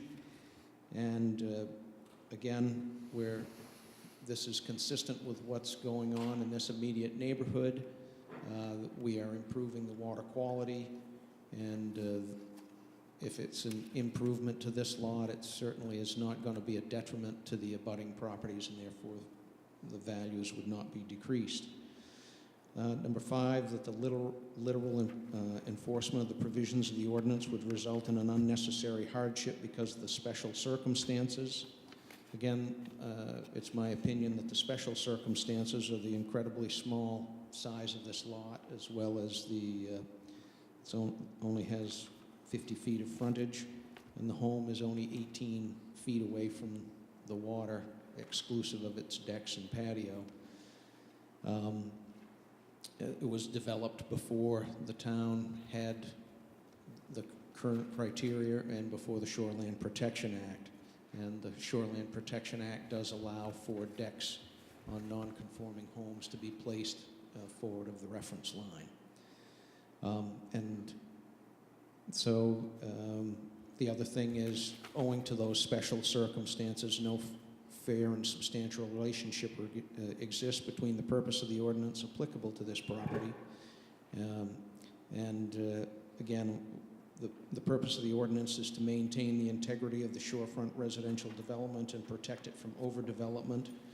We are reducing the amount of impervious, so we're not making it more overdeveloped. There's no additional living space or additional people coming here, so we're not going to overdevelop it. And therefore, we think we satisfy that criteria. And finally, the proposed use is a reasonable one, and since this is residential, which is a permitted use, and outdoor living is a common thing on waterfront property between the living space and the water, we feel that it's a reasonable one. And with that, I'd be happy to answer any questions that the board or the public may have. Questions? Sarah? The patio that's down in that lower right-hand corner, This one? that's the one that's 246 square feet that's going away? This one is the 240. These are both going away, but I equated these two as being replaced with this. In this instance, where this is being removed and these are being removed in the pavement, I accounted for that in I was the trying to percentage figure of out lot how you coverage. came up with your 664. You said that there would, this is because we were reducing the impervious coverage by 7.4%, 664 square feet. Now, I was trying to figure out where you came up with that 660 square feet. 64 square feet. Is that where the brick pavers Yes, were? it is. And the pea stone? It's eliminating this brick walkway, this concrete patio, all of this pavement, and this walkway here, and replacing them with stepping stones here, stepping stones from here to the water, stepping stones from here to the porch, or the entryway. So are you counting the pea stone walkway as some of the impervious surface? Because that's not really an impervious surface. Because if you put in X number of square feet of pavers, that is definitely impervious surface, but doesn't the water percolate down through the pea stones? The way the Shoreland Protection Act and Wolfeboro's ordinance is written, if it isn't specifically designed to be porous, it is deemed impervious. And stepping stones are excluded from impervious calculations. Interesting. Okay. It's also like bedrock is porous because it's natural. There you go. That's another rule in the shoreland regulations. You're not on.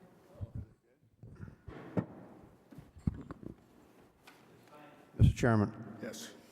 Mr. Otter. question for the applicant's agent. Can you speak to the lot sizes of the abutting properties? Actually, I can't, Mike. I can tell you that they are smaller than the current regulations. This is on Sewell Point, I think it's called. It's got some point name, and it was almost like a cluster development without being clusterly developed, but there's so many cross easements and access, and these are very small lots. The biggest one is the one that has an enormous home that's under construction. Matt, maybe can answer this. The lot to the eastern side of this property is 0.75 acres approximately, and the lot to the western side, smaller of the lots, is 0.13 acres. Also butts a lot that's 0.27 acres in size, which is sort of an oddly shaped lot that provides access. Thanks, Matt. Other discussion? I'll close the public hearing. Thank you. Anyone wish to speak in favor or against? I'll close the public hearing. Discussion amongst ourselves? Perfectly fine application, and I'd be willing to make a motion to approve. Thank you.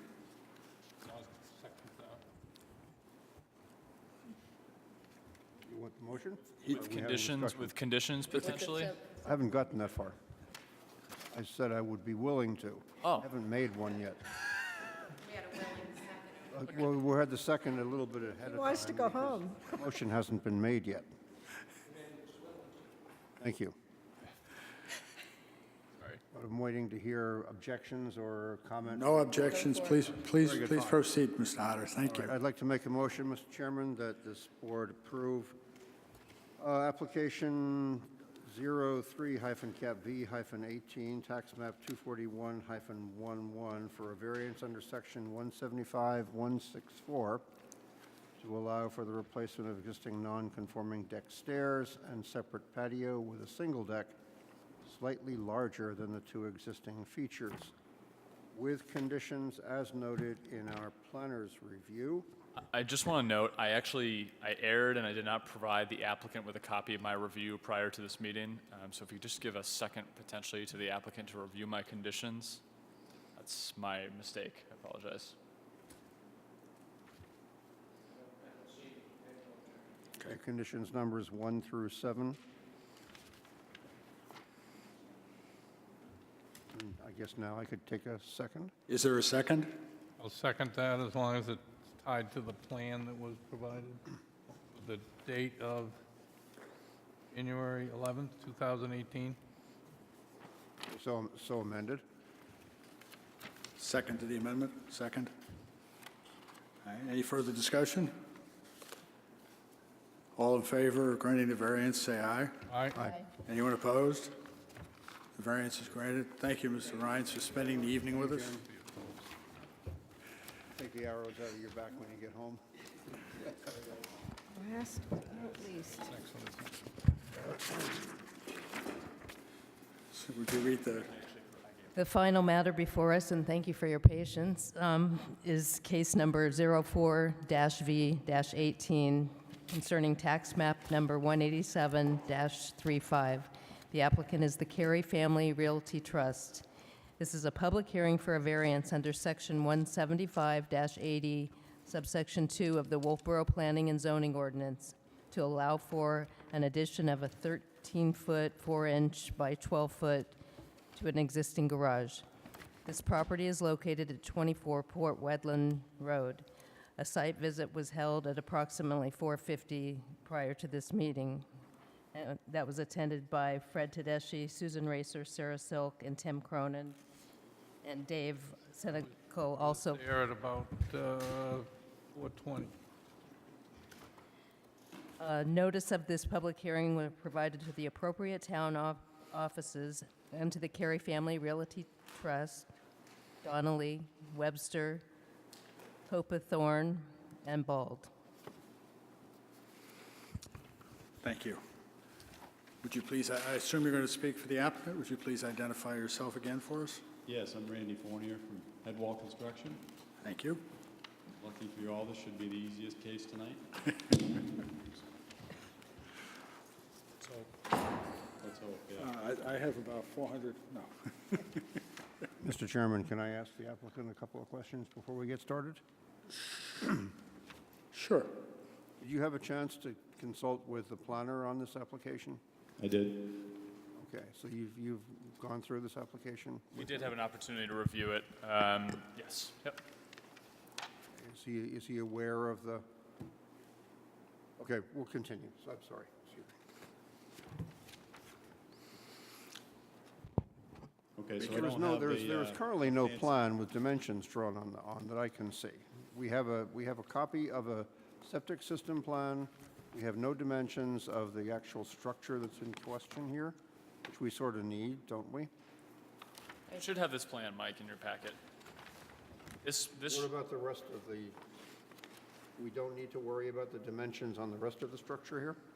In my opinion, the expansion of 12 feet by 13 feet 4 inches is only associated to this side of this structure, and I felt that this was adequate for consideration. However, as I said at the last meeting, the zoning board can make a determination that the materials presented are not adequate to grant the variance, but I felt that in this case, it was appropriate as no further encroachment into the setback was proposed from this dimensional perspective, and it was only encroachment towards the front of the lot.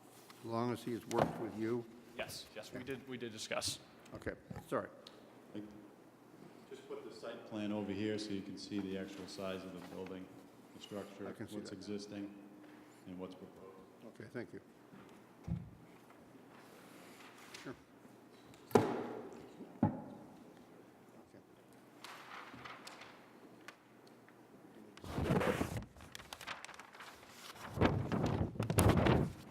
It's the same as what was included in our packet? It's Believe just so. a bigger I one? believe so. Yep, just a blown-up Thank copy. you. Yep.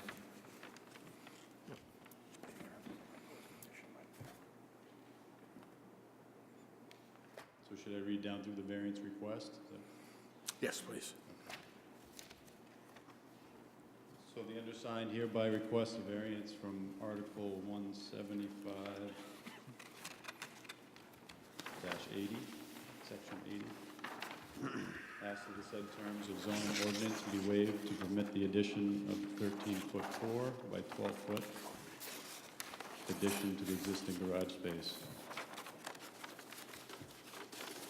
The undersigned alleges that the following circumstances exist to support this variance request. The variance will not be contrary to the public interest because the existing attached garage is the same distance to the sideline as the proposed garage addition. The spirit of the ordinance is observed because the proposed additional garage space will be the same dimension to the property sideline as the existing structure. Substantial justice is done because no harm to the general public or other individuals will result from the approval of this variance request. And the values of the surrounding properties will not be diminished because I just said, see number 2. We're not encroaching on the sideline setback any closer than the building already is. So when they originally built the buildings in Port Woodland, the sideline setbacks were 10 feet, and then the zoning was changed to 20 feet.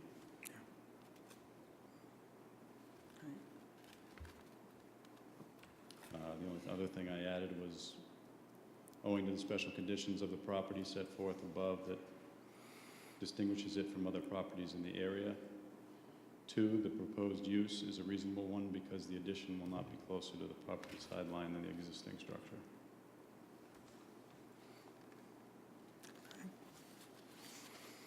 If you have any questions, I'd be happy to try to answer them. Questions? Yeah, I just wanted to point out the reason I accepted these plans is because of the way that the addition was proposed. I didn't feel it produced any additional encroachment into the setback, and I felt that field verification by the building inspector would be appropriate in a variance like this. You're going to basically eliminate the use of the garage as a garage then? No, we're actually just making the space that's existing into like a game room and a bathroom. And the space that we're adding on is going to be the garage space. So you're going to have a real compact car with a 12-foot? It's actually about 18 feet inside the garage space. No, I mean the addition. The addition then will be extending the front of the garage, and part of the existing garage will become garage. Okay. Correct. Thank you. All right. Any further discussions, questions? No? I'll talk to the fire department, codes enforcement about the special requirement for garages and living spaces. Yes, absolutely. We handle that during the building permitting phase, but there's one thing we're very good at, it's the habitable space requirements and structures, so we'll absolutely handle that. Any further discussion? I'll entertain a motion. I can make that motion. Thank you. I move that we approve a variance under Section 175-80, subsection 2 of the Planning and Zoning Ordinance to allow for the addition of a 13-foot 4-inch by 12-foot space to an existing garage at 24 Port Woodland Road. Considering the applicant must,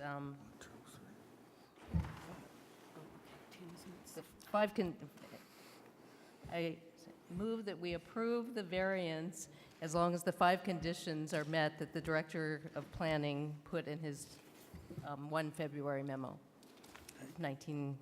2018. I'll second. I'm tired, okay? I'll second whatever she said. All right. Sarah Yeah, seconds I it. Is there any further discussion? I'd just like to point out that the proposed addition is within how the it's an addition. It reflects the characteristics of the neighborhood. So you're certainly doing what everyone else or many other people have done. Right. Any further discussion? All in favor? Aye. Anyone opposed? You're granted a variance. Thank you for your patience. Thank you for your patience. We appreciate it. They're online for. Well, this is tough after last night, you know? Well, at least you won tonight. Yeah, that's true. One tonight. 30 days. State. Okay, we have minutes. You want to just put them up for the next? Yeah. Can I make that motion? Usually. I'll second it. Oh, we still have minutes. We do. There was a proposed to make a motion concerning the minutes. They got to write something saying they're not going to hold the town liable. What Sarah, you want to make your? was the motion? I'm sorry. Oh, it's late, and there's some issues with the minutes, and I suggested we postpone them till the next time. That sounds excellent. And I think that was the motion he made, and I'm happy to second it. All in favor? Aye. Aye. Any opposed? We adjourn? Second. All in favor? Aye. Meeting is adjourned. Thank you all for your patience, participation.